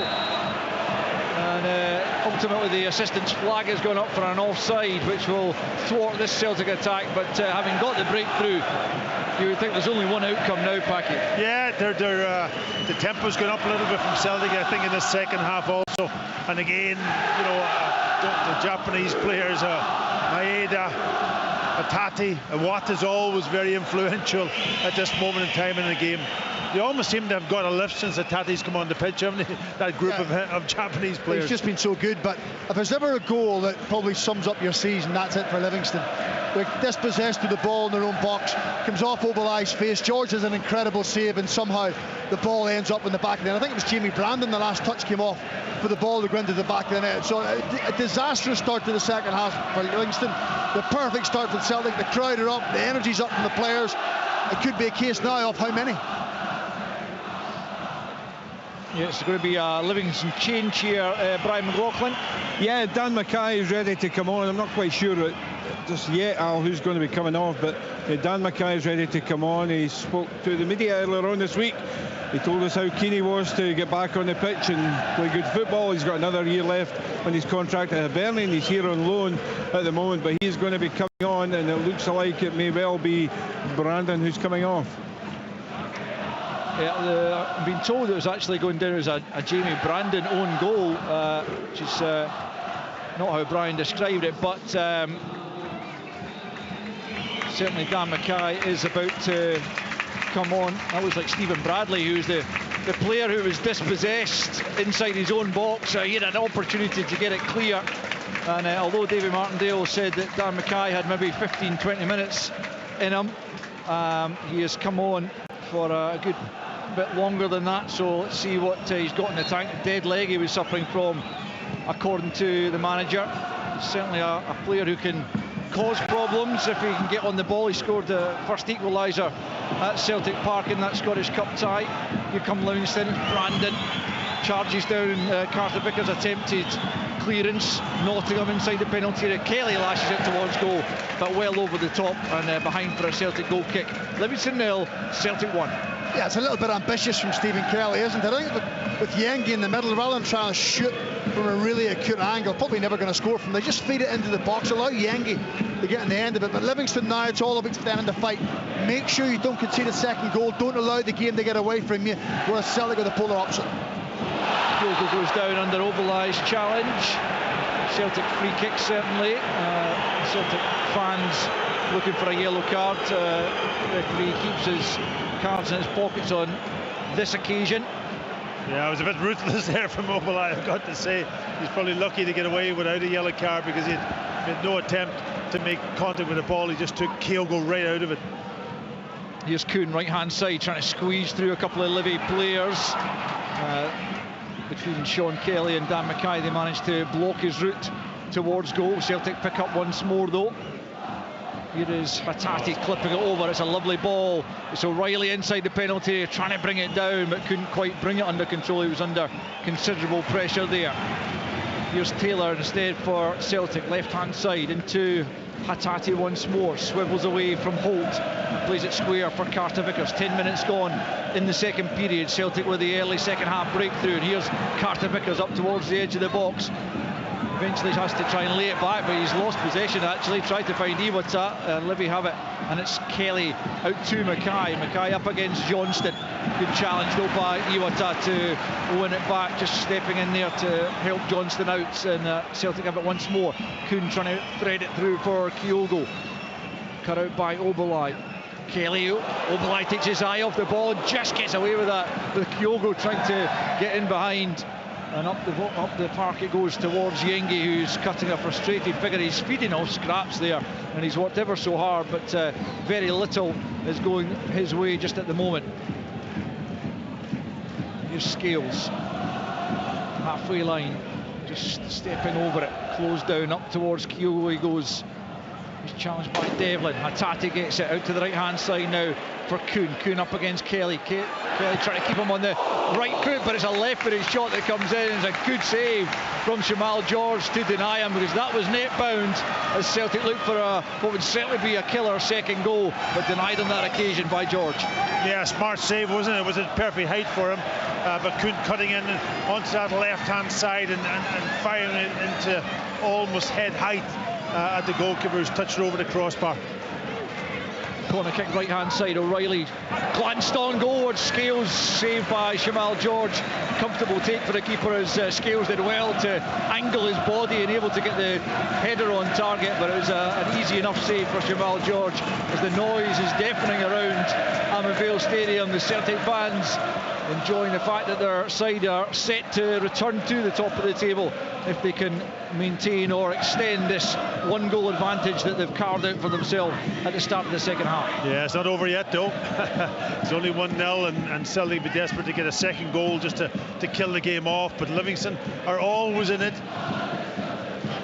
Throw into Livy, right hand side. Nottingham gets it back from Pittman. Taylor rises above Brandon and knocks the ball off Nottingham. Well, I thought so, but the assistant gives it to Livy, and so a throw in about 25 yards from the corner flag. A chance for Nottingham to try and get this into the box as Oberlai and Devlin make their way into the penalty area, looking to try and feed off some scraps in here. Nottingham will try and launch this in towards that near post area. Here it comes from the big right back into a good area. Oberlai does get the flick on. Can Mackay make anything of it over at the far side of the penalty area? Johnson's with him, forcing him out of the box, but he's got the back heel looking for Holt, but he slipped as he went to try and get on the end of it. Kuhn steps in and plays it forward now for Hatate, who will move forward at pace down the right hand side, crossing the halfway line and well into Livingston territory now. Low ball in towards Kyogo, can't make much of it. Will come back out towards Hatate, who just lets it go out for a throw in down near the corner flag on the Celtic right. 13 minutes gone in the second period. Celtic very much in charge. Livingston 0, Celtic 1. Yeah, I just wonder how long Hatate's going to last in this game. You know, he picked the ball up over that right hand side. Great anticipation of space to get into the position, but he had to carry the ball almost the full length of the pitch, and that's not going to do him any favours from lasting this game the full 90 minutes. He's such an influence also. If you take him out of the game at 1-0, you know, do you lose that influence from that perspective? Ball's flashed across goal again by Hatate, who made another good run, but collected by George. Livingston trailing by a goal to nil, and their hopes of avoiding relegation looking slimmer and slimmer by the game. Up towards Yengate goes. Pittman can maybe make something of this in the right hand side of the box. Taylor up against him. Pittman forced back the way. Back to Brandon. Brandon tries to clip that in towards one of his strikers, but way too much on it. Easy take for Joe Hart, and you have to go back to season 2018-19. It's the only time since the formation of the SPL in 1998 that a team with as few or fewer points as Livingston at this stage have managed to stay in the league. That was St Mirren on that occasion, but otherwise no other side has done it, and it's looking grim for Livy just at the moment as they are on the back foot once more with an hour on the clock. It's Kuhn in off the right hand side once more. Hatate can't quite take on the pass, but he has managed to get it back to Johnston, and now O'Reilly out to the right hand side and back in now with Iwata. Iwata brings it forward up towards the edge of the penalty area, into the feet of Kuhn, who just lets it run beyond him, trying to get the better of Kelly in on the left hand side again, and he just has the shot blocked by Sean Kelly, who stuck to his task well there. Breaks back to Carter Vickers under pressure from Yengate. Does well to get the ball down the right hand side, but O'Reilly on the right foot can't curl it back into the danger area behind for a goal kick. Just over an hour gone. Livingston 0, Celtic 1. Yeah, I think in the patience that Celtic have shown has paid off for them. They've got that opening goal. There's more opportunities going to be presented to them. I think when they get into the final third, it's a case now of Don't try and force the issue. Don't put it in if you don't need to. If there's not enough green and white jerseys in there, come back out and start again, because eventually the gaps will appear. But there's another cross ball from Celtic. It's something they're going to have to improve on, because this afternoon the final ball in the wide areas hasn't been good enough. Carter Vickers gets his head to the ball, then Holt helps it on. Johnston rises above Mackay. Hatate can't bring it under control, and he catches Brandon. He offers the hand in acknowledgement and apology as Livingston are awarded the free kick about 15 yards inside the Celtic half. They will feel that despite the fact that they have been absolutely zero threat to the Celtic goal thus far, that as long as it's still just one goal in it, that there might yet be something in the game for them. Yeah, this is an opportunity for them. All set pieces are an opportunity for Livingston. They get the big guys forward. There's about 4 or 5 of them. Put it into the right area, you always have a chance. Stephen Kelly with the delivery into the penalty area. It goes. Kuhn doing well there, and Iwata gets it clear under pressure from Obilai, and then the second ball comes into the box. Again, it's an aimless one. And that quality, Al, don't they? Yeah, Do you know what I mean? I mean, how many times? That's just a simple ball for Jason Holt. Jason Holt's played at a good level. He's played at Hearts. He's played at Rangers. You should be better than just kicking the ball straight out of the pitch. And you know that's been their biggest disappointment. When they've had opportunities, or it's been presented for them to put a dangerous ball into the box, they haven't delivered. Here's Carter Vickers bringing up over the halfway line. Johnston now down the right hand side. Kuhn losing out on this occasion to Sean Kelly. Manages to find the pass for Pittman. Livingston trying to bring it forwards. Brandon. I mean, that's almost like kicking for touch. Will he find I was going to say, will he go out for a throw-in, but it's just down at the corner flag and out for a goal kick. And as you say, Stephen, that's very much an absence of quality here. Yeah, and you know, you've got to just, you know, I did in the first half. I thought Livingston tried to build the game a little bit at times. This second half, it's not quite there. But I think also the zip's gone out of Celtic a little bit now after the real bright start to the second half. Hatate wayward with his pass. It was intended for Cameron Carter-Vickers, forcing the captain for the day to jog back 10 or 15 yards. Plays the pass to Joe Hart, who gets it on to Scales, up, bringing it towards the halfway line. Plays it square again for Carter-Vickers, closed down by Yengi. 18 minutes gone in the second period. Celtic leading by a goal to 0. Scales bringing it up and up to the left-hand side for Maida. Maida 5 yards or so from the goal line. Now it's Hatate, still showing good energy despite the fact that he's in such an absence from first team action. There's going to be a Celtic change imminent, and looks like Paulo Bernardo's getting ready to come on, so it might be Hatate that's withdrawn. We shall see. Johnston on the right hand side. Looks like a foul there by Pittman. Celtic still in possession as Kuhn comes into the penalty area, always looking to get it onto the left foot. It's forced out of the box. O'Reilly pokes it forward. That should go behind for a goal kick to Livingston. Indeed, Johnston can't catch it. And Brian, time for that Celtic change. Yeah, well predicted, Al. Yeah, Rio Hatate's game is over. He's managed 64 minutes this afternoon. He'll be replaced by number 28, Paulo Bernardo. Yeah, listen, he's had a really good game on a comeback that has been long waited for by the Celtic fans, but you can see the quality. Now Bernardo comes onto the pitch and he's got a job to do. But I guess a really standing ovation from the Celtic fans, him going off. He just brings a different dimension, doesn't he? With his touch, with his vision, with his awareness, his composure in the ball. He gives him something else in midfield, particularly with Callum McGregor missing. They need someone in there to go and do that job. I thought he was excellent this afternoon.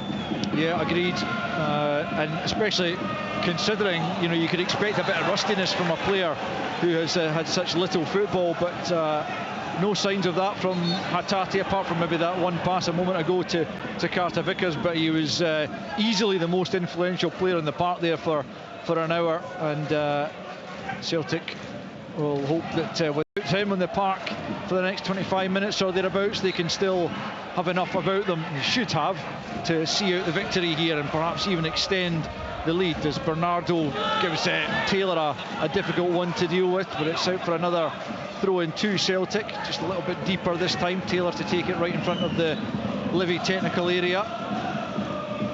Taylor looking for options. Bernardo comes in, offers himself, then it's Kyogo all the way back to Carter-Vickers, just midway inside his own half.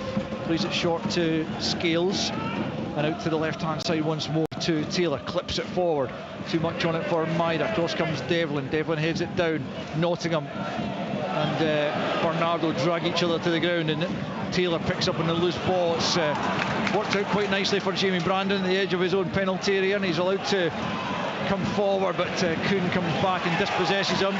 Ball almost breaks kindly for Yengi, but Carter Vickers was alert enough to deal with the danger, and then Joe Hart gets it to Scales and back with Carter Vickers on the edge of his own box. Forward for Bernardo. Bernardo back to Scales. Celtic playing it out of a tight corner quite well there, and then O'Reilly. I think he was looking to play that back to Hart, but Scales stepped in and plays it to Carter Vickers. Almost at the midway point in the second half, still Celtic leading by a goal to nil. Jamie Brandon own goal as far as we can gather, as Carter Vickers picks up once more on the halfway line. Out it goes to Maida. Maida in off the left hand side for Taylor, midway inside the Livy half. Scales once more slides it forward, looking for Kyogo, who'd come off his marker but couldn't bring the ball under control, just evaded him, and all the way through to Shamal George. 22 minutes gone in this second half. Livy nil, Celtic 1. I just wonder when Davy Martindale will roll the dice, when you've got someone like Bruce Anderson on the bench, play him up alongside Yengi, get the big man, little man combination. One's an instinctive striker, one could cause central defenders problems. He's going to have to take a risk at some stage, otherwise the game is just going to drift away from him. Of course that plays into the hands of Celtic, but when you're bottom of the table and you're trailing by a goal, you've got to try and do something. Yeah, well, they've won just one in the last 22 games. That win over St Mirren on the 17th of February. It ended the longest ever league run without a win, but that and 4 draws in that period, 17 defeats. It is not a good position that Livingston find themselves in, as Johnston tries to spin away there from Mackay, but plays a ball into Brandon only, but Celtic have won it back through Kuhn. Gets it in for Kyogo. Another brilliant save from Shamal George to deny Kyogo. He pulled out one in the first half in injury time, and he's denied him again there in the midway point of the second period to keep the scoreline at Livy nil, Celtic 1. Oh, I thought he should have scored though. You know, it was a perfect opportunity for him, round about 8 yards out on his right foot, and I'm not sure if he's hit it kind of almost in a position where the goalkeeper could make the save. That should have been right in the corner. In comes the corner from O'Reilly. It's gone behind for another corner. Scales was in there with Devlin, and breaks off a Livy player, and it'll be another Celtic corner. As we've got some more changes coming. We'll go to Brian for those after the corner kick. Not going to happen before that, certainly, as O'Reilly prepares to swing one in from the left-hand side. Near post ball again. Maida looked to attack it, but Holt got there first. Breaks for Taylor, who's managed to squeeze it back to O'Reilly. Left-hand side. He's done well, O'Reilly, to get this to Kuhn, just at the angle of the box on the left-hand side. Taylor now into O'Reilly in the penalty area. Well charged down by Holt. O'Reilly has helped it back towards the back post. Yengi gets something on. It comes. The shot came in there from Iwata, but it's blocked away, and Carter Vickers got some defending to do there, back to the halfway line, and easily in charge of that situation up against Dan Mackay, and gets it back to Alistair Johnston. Quickly plays it to Bernardo. Bernardo on the halfway line leaves it to Taylor. Taylor on the left hand side feeds it forward. It looks like a decent idea, looking for Kyogo in the channel, but too much in the pass. George off his line and collects, and it remains Livingston nil, Celtic 1.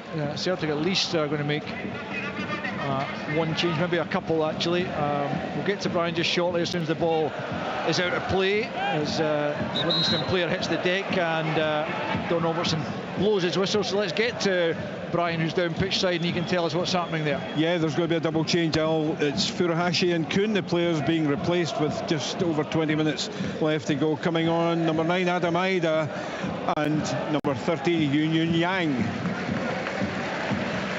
Thanks, Brian. Kuhn making his way off over on the far side, and Kyogo has been denied a couple of times today by good Shamal George saves. It's now no goals in 11 away league games, which is a stat you would not have associated with Kyogo in previous times, but he's been a little bit unfortunate that he's faced 2 good saves from Shamal George and one in either half, but he'll be replaced by Adam Ida for the closing stages. And Yang on for Kuhn. A straight swap over on the right hand side, Packy. Yeah, I normally give credit to the goalkeeper also, and I didn't give him any credit for the last save. It's well up the pitch from us, so it was more about Kyogo should have scored, but it was a great chance for him. But yeah, he'll be a bit frustrated because he did. I think it was 2 good efforts and 2 really good saves from the goalkeeper from that perspective. But Adam Maida gives a different dimension, as Stephen was describing in the first half. They can put balls into the box now because they know they've got a target man in there also.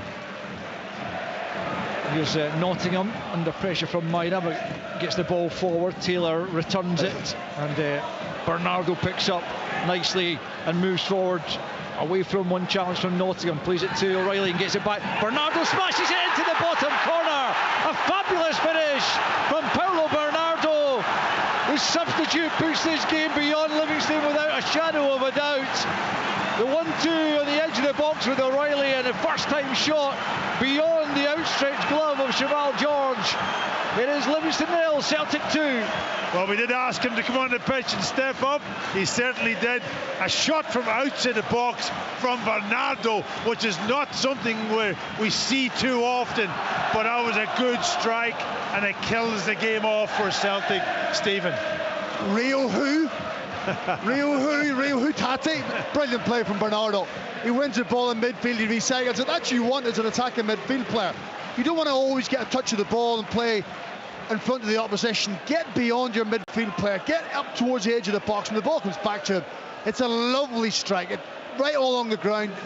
Never in any danger of not getting into the back of the net. Cheval George has been good, he's had some good saves, but couldn't keep that out, and I'd imagine that's game-setting match. Absolutely. Brian, another Livy change? Yeah, a Livy change. Jason Holt has been replaced. Bruce Anderson coming off. Just watched a replay of that goal again. A wonderful strike right along the ground and giving Cheval George no chance. For all the strikes we've seen today, or even crosses, they've been lifted. That one stayed on the ground, and that's where you may beat the goalkeeper low down into his right-hand side. I think there may have been a slight deflection off Obalai, which has probably picked up a little bit of pace, but certainly good positive play by Bernardo. Bruce Anderson on for Jason Holt, but Stephen, you were calling for a change like that a couple of minutes ago, and surely now it's too little too late. Yeah, it probably is. Actually, Davy Martindale had made the call a couple of minutes ago, but Bruce Anderson was getting ready and Celtic was scoring the second goal, but it's something that had to be in the forefront of his mind because they haven't been an attacking threat at all in the game, never mind the second half. No, Joe Hart's had absolutely nothing to do. 20.5 minutes gone in the second period. They've only scored 10 goals from open play, and they have not offered a threat remotely this afternoon. They were good defensively in the first half, but the early goal in the second period, which they did not cover themselves in glory with at all, and the second goal you would think has knocked the stuffing out of Livingston and consigned them to what will be 20th league defeat from 31 games, and that is, unfortunately for them, relegation form. Here's Greg Taylor as Celtic will look to add to their tally. Maida inside the penalty area. Taylor continues his run, across goal it comes, and George gets a good glove to push it away, and out for a corner over on the far side with just about 15 minutes to play. Livingston 0, Celtic 2. It's one-way traffic, isn't it? It has been since the start of the second half. Livingston, no respite, doing the hard yards, tracking runners, just haven't got the energy, the quality to get themselves up the pitch, unfortunately. Matt O'Reilly's latest corner, an in-swinger from the right-hand side. Ovalai gets his head to it, but no Livingston players up the park to gather it, so Johnston will do that and then play it square for Carter Vickers about 10 yards inside the Livy half. Plays it back to Scales. Scales out to the left. Iwata for Bernardo. Scales out to Taylor on the left-hand side, just in front of his Celtic dugout. Forward for Maida, the goal line almost on the left-hand side, just outside the penalty area. Into the box he comes, tries to find room for a potential shot at goal. Comes back instead to O'Reilly. Sean Kelly gets something on it to knock it out of the penalty area, but not too far, as Johnston plays it down the right-hand side and picked up by Ida. Ida comes away from goal and will look for an option in field. Still he has it, Aramida going back the way, back to Carter Vickers in the halfway line. Now Scales just outside the centre circle, rolls it forward to Bernardo. Bernardo sells Taylor a little bit short. Brandon battling away there. Taylor's got the better of him though. He's back to goal. Might have managed to make a more positive move there in the end. He goes back the way, and it's Iwata for Johnston. Out to the right hand side for O'Reilly. Still Celtic camped inside the Livingston half. Scales short for Taylor, who seems to have taken a knock and holding his right arm there in that tussle with Brandon a minute ago. Here's Maida almost at the goal line once more, left hand side, just nudges it back to Bernardo. Short ball back to Taylor. Maida once more, playing little passes with Bernardo. Maida and Bernardo once more, and this time he goes back looking for Carter Vickers, but he's giving it straight to Yengi. Yengi can try and get Livingston up the park. Iwata comes back and makes a good challenge on Yengi, dispossesses him, and all the way back to Joe Hart, and Yengi stayed down following that Iwata challenge. Certainly was a fair one, but perhaps Yengi has landed awkwardly, and the referee is just going to stop play. A few Livingston players, including Nottingham, and I think Brandon as well, just kind of taking knocks in the last few moments, and the physio will come on to treat Yengi, but he might need to make a couple of other pit stops on the way. Yeah, I think Yengi's obviously been unfortunate there. He got into a great position. Wata did well to get back. He's kind of almost landed on him and maybe twisted his back a little bit. It would be unfortunate if he struggled and had to go off on this situation, because he's been probably Livingston's best player as they tried the game. Well, he's probably been one of their best players, but with minimal touches, because he hasn't really had great service. I mean, Richard said it at half time. He's had to, at times, flick the ball on and then turn around and chase after it because no one's close enough to him. And the game's played out like a training game, Al, now, isn't it really? It's Celtic are just got the ball, they're moving the ball around. Livingston are just trying to stop them from scoring more goals. That's all they're trying to do. That's how the game's going to finish up. Another Livy change coming, Brian? Yeah, it looks as if Tete Yengi's game may well be over. Number 28, Curtis Guthrie, is ready to come on. I know he's up now. He's being asked to come over to the side of the pitch. I don't think David Martindale wants to take too many risks with the big striker, who's certainly been a handful today for Carter Vickers, but he's just coming over to the side now. It looks as if it's going to be Yengi coming off with Guthrie coming on. Yeah, well, this game's surely gone, so no point in asking him to play through any sort of knock, with a couple of games left before the split for Livingston, at home here to Aberdeen on Saturday before a trip to Tynecastle the following weekend, and then 5 massive games post-split, but so much work for Livingston to do, and the more you watch them, the more you feel it could be a thankless task for them, as Yengi does come back on momentarily, but Guthrie is ready to come on as soon as the ball goes out of play. Here is Yank picking up, and he's committed the foul there on Anderson, and actually Yengi's going to stay on, and it's Stephen Kelly's number who's being held up as Guthrie comes on, and applauded off by the home fans here with 11 minutes to play. I mean, Stephen Kelly, like everyone else in our Livingston shirt, has worked very hard, but as you said on a couple of occasions, Stephen, they just haven't had the quality to cope with Celtic. No, they haven't. You know, physically, yeah, you can do the hard yards, you can track runs, you can do all that stuff, but when you play against the better teams, you have to handle the ball well, you have to have quality, you can make your passes, you can make an impact in the game. Otherwise, you have to be really good defensively, because you're not getting up the pitch, and that's how it's played out. Livy have won the ball back though at the edge of the box. Anderson has it. Can he get the shot away? He's dilly-dally in there. Comes back to Brandon. It's blocked by Iwata, and even when a decent opportunity presents itself, Livingston pass it up. Anderson maybe not quite up to match speed as yet, having just come on, but a striker of his quality should have been able to get a better and quicker shot away. And his manager not entirely happy down below us as the ball's played up to Guthrie and taken on by Mackay. Mackay hasn't been able to influence the game as yet, but he does find Anderson at the edge of the box. This time he gets the shot off, but it trickles beyond Joe Hart's right-hand post, and with 10 minutes to play, it's Livingston 0, Celtic 2. Yeah, we just seen the good and bad of Bernardo there. You know, when he scores that wonderful goal that we talked about, and then he gives the ball away by running back towards his own goal and trying to pick up a ball in a very dangerous position, and gives Livingston the opportunity, and that's what they don't want to do, give Livingston anything in this game now. They're 2-0 up, they're coasting, and just manage the game out. Here's O'Reilly in the centre circle, short ball for Scales, harried by Pittman, but gets the pass off to Iwata, goes all the way back to his goalkeeper Joe Hart, who does look like avoiding that unwanted clean sheet record of an 8th game without one.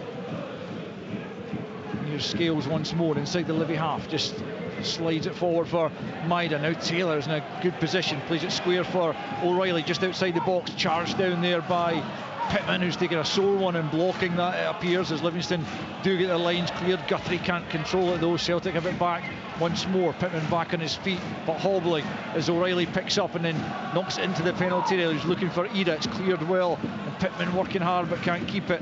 And Bernardo moves away from Pittman in the back heel for O'Reilly, charged down this time by Brandon as Livingston managed to get their lines cleared up towards the halfway.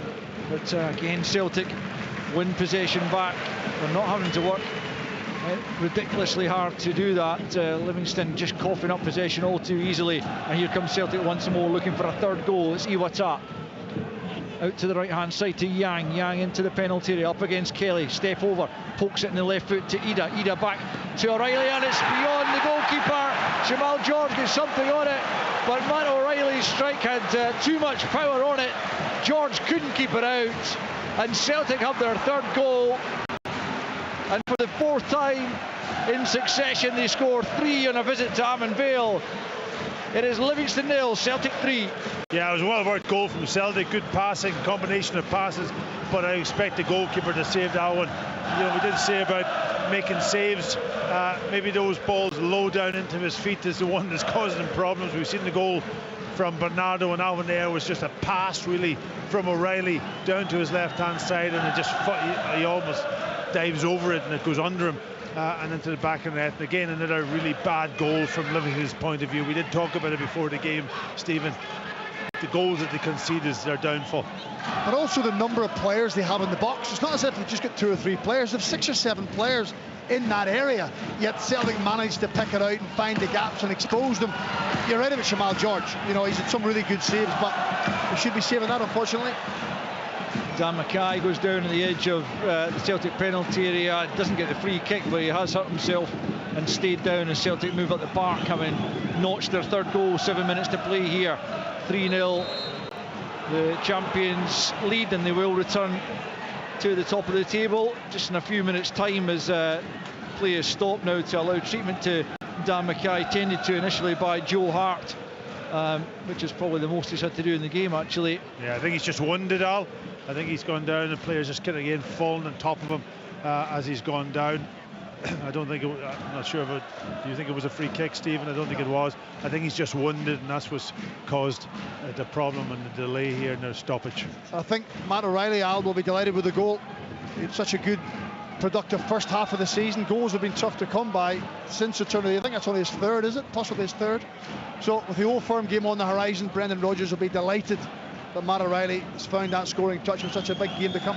Yeah, well, it's his 12th of the season, that's for sure, and he got a goal and a couple of assists against Dundee in that rout recently at Celtic Park, and back on the score sheet again. Probably, I mean, he barely celebrated. He was probably not even expecting it to beat Jamal George, but the goalkeeper, as Packy points out, although he got down and got a touch to it, he couldn't get enough of a glove on it to keep it out as Dan Mackay comes across in this near side, having had a bit of treatment, and play will resume with about 5 minutes left, and Celtic absolutely cruising to victory. They were made to work hard for the breakthrough initially, but once they got it, it's been a foregone conclusion, really. Yeah, it's turned into an easy game for them now. You know, from a game that was very tough, they've just cruised it once they got those vital goals.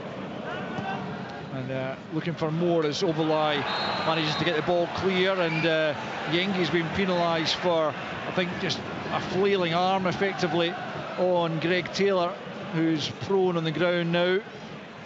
and it will be a free kick to Celtic midway inside the Livy half, and another opportunity, and also an opportunity for Celtic to make a couple of final changes. Brian? Yeah, the final changes, less than 5 minutes to go, Al. It's going to be Daniel Kelly and James Forrest coming on. The players they'll be replacing: Matt O'Reilly and Dyson Maeda. And Daniel Kelly getting another chance to shine, albeit briefly. Certainly looks like a good young talent coming through at Celtic, and coming on along with another man who I suppose is the shining light in terms of what you can do coming through the Celtic youth system. James Forrest, their longest serving player by a long chalk these days, and he will get a few minutes. He came on to score against Livingston in the Scottish Cup, or I beg your pardon, he came on to score against St Johnstone. He came on in that Scottish Cup game without getting on the score sheet. That was his first appearance since another sub-appearance against Livingston back in December. Here he comes to replace Matt O'Reilly, and Maeda, as well, as Brian says, the other player to make way as Daniel Kelly comes on with Forrest. So Celtic free kick to be taken here, about 35-40 yards out. Adam Maeda looks like he might fancy a crack at goal here, actually, the way he's lining it up. There is a three-man Livingston wall about 10 yards outside the box. He does go for goal, and it doesn't look like he's missed by all that much. He hit it with the instep, and it was certainly moving, but curling just wide of Shamal George's goal in the end, and it remains with 3 minutes of normal time remaining. Livingston 0, Celtic 3. Yeah, it was a decent strike. I think the goalkeeper was beat there, actually, if it was on target. He was scrambling across his goal, but it was just the wrong side of the post. Up it comes towards the Celtic penalty area, but Carter Vickers, who strolled through this game and should be, you'd imagine, in place in the Celtic backline for the first time against Rangers this season. The two other Celtic victories have come without him, as remarkable as that might sound, but certainly they would want him to be there at Ibrox next Sunday, and what a blockbuster of a game that could be. Certainly a very, very important, arguably pivotal game in terms of the outcome of the title. And of course there'll be live coverage with us here on Sportsound next Sunday of that one from Ibrox. Looking forward to that one. Here's Carter Vickers back in possession with a couple of minutes remaining. Celtic is strolling towards victory, up towards Ida, back to Iwata. Can they extend their advantage before the final whistle? Out to Forrest on the left hand side. He's taken up the position of Maeda, and he's found a great ball for Taylor.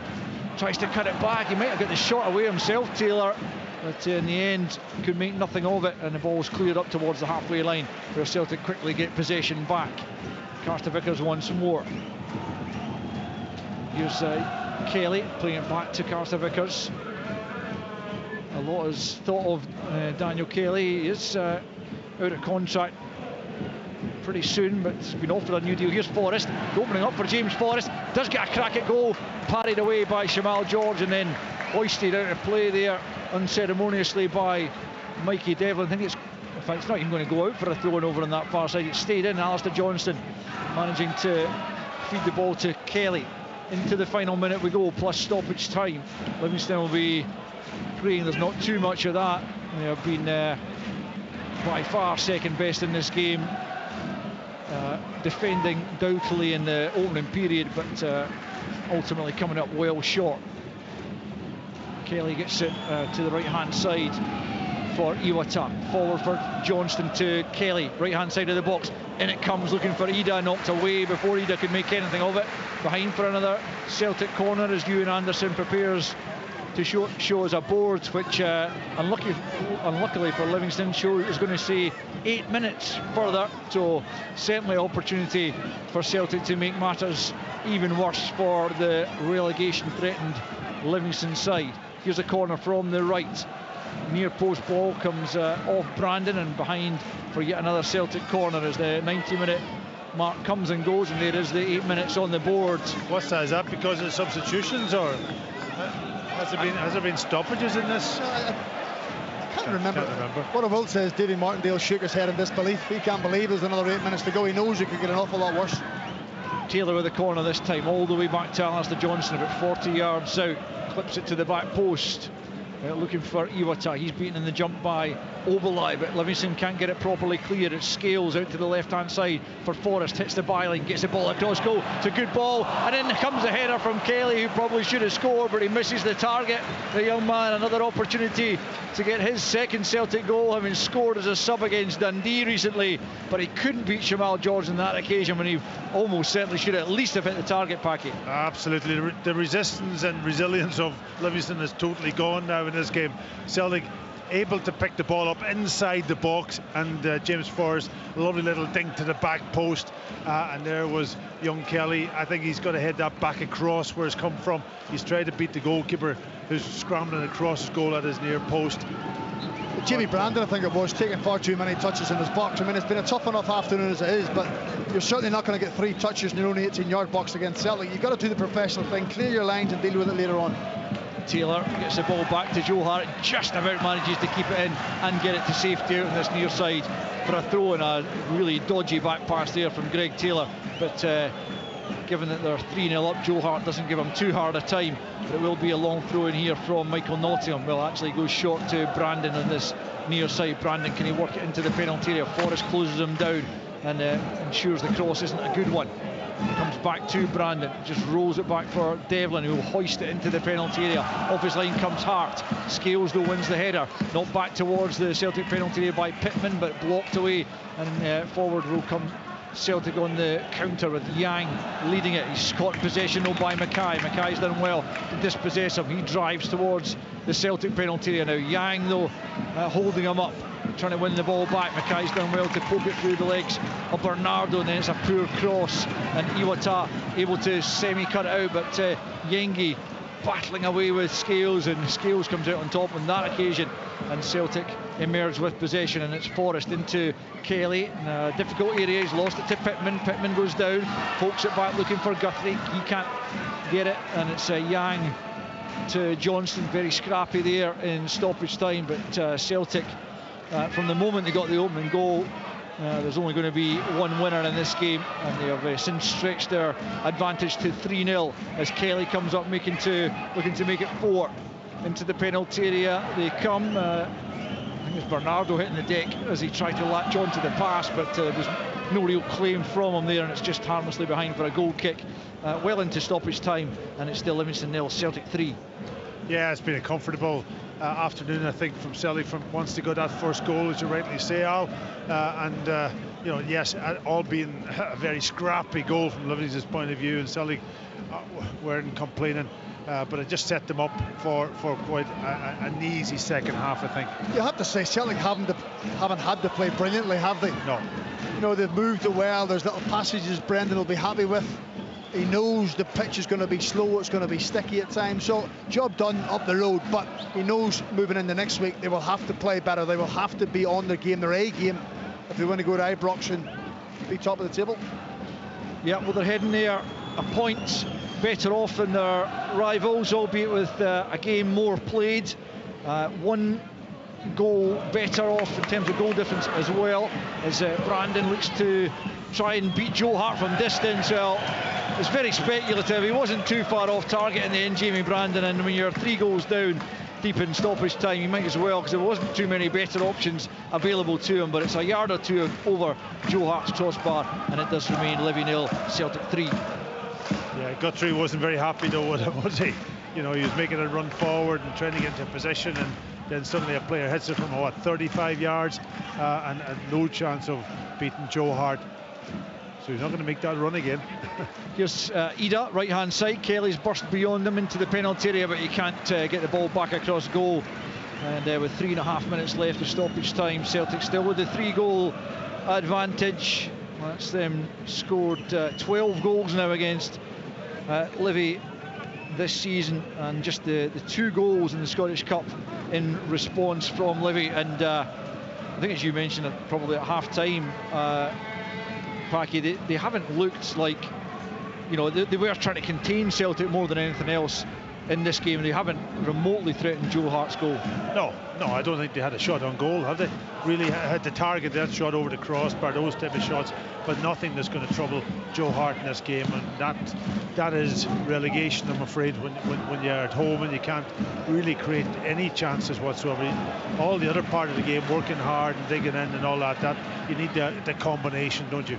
Here's Johnston into the penalty area. Oberlai clears it behind. Is it behind? Yeah. I think the assistant down at the corner flag has indicated it's a throw-in right at the corner flag for Celtic. 2.5 minutes left of this miserable experience for Livingston, but the Celtic fans have enjoyed their visit to West Lothian as they take their place back at the top of the table with, for them, just the 7 games to go. Celtic throwing down at the corner flag, as I say, on the right-hand side. Kelly's just going to leave it in the end for Johnson to come up and take it. Canadian international, and then throws it back the way to Iwata, midway inside the Livy half, right-hand side. Short ball into the feet of Kelly, back out to the right to Johnston. Tries to scoop it forward for Yang. Yang on the right-hand side. Johnston's made a good run at the byline. Can he pick out a teammate this time? There's too much on it for Forrest to be able to get a meaningful header on goal, and it comes off the top of his head in the end, and out for a Livingston throw-in in this near side. Johnston's got himself into an awful lot of good positions. His runs are terrific, his energy's amazing, but his delivery, Packy, hasn't been up to scratch. Yeah, and he'll put it down to the pitch, I'm sure. Into those, sometimes when you're not used to that sort of kind of surface, maybe your accuracy is missing, but you're right, he gets himself into those positions, and he links up well, and I think over the last number of games I've watched, himself and Kuhn has actually built up a decent relationship. Yeah, Kuhn was pretty decent as well when he was on the park. Here's Ida on the left-hand side, well challenged though by Nottingham, just plays it infield for Yenge, whose influence has waned as the game has gone on. He's seen less and less of the ball forward, and do you think we'll be seeing Livingston, Stephen, in this division next season? I know this is probably not the game you necessarily judge them on, but... No, of course it's not, but I think the fact you're asking the question probably tells you the answer, Al. Well, they've got 17 points. You'd imagine they'll have to get to 35 to give themselves a chance, which means they'll have to pick up 18 points in the next 7 games, or the next 8 games, as opposed to getting 17 points in their 31 games, that is, for them actually. So, yeah, I think it's a matter of time. They haven't been good enough all over the pitch, haven't scored enough goals, haven't been defensively strong enough, haven't had enough creativity. So it's only a matter of time before they become a championship club. Carter Vickers has it as the 8th minute of stoppage time comes to a close, as does the game, and it is Celtic who emerge with the victory.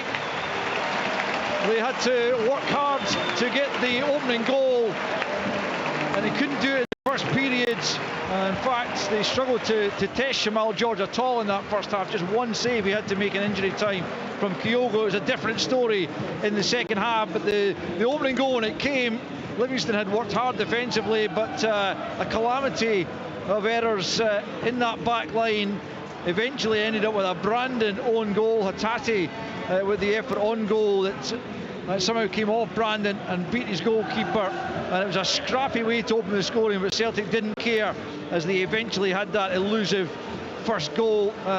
Jamal George kept the scoreline down with saves from Kuhn and then a really good one from Kyogo midway through the half, but eventually the resistance was further broken as substitute Bernardo on for the excellent returning Hatate. But Bernardo made his own impression when he played a 1-2 with Matt O'Reilly at the edge of the box before slamming a low drive from just outside the area beyond George, who dived to his right but couldn't keep it out, and that was 2-0. And then with the 7 minutes left of the 90, a relatively tame O'Reilly shot from inside of the box had the beating of George, who got a glove to it but couldn't keep it out.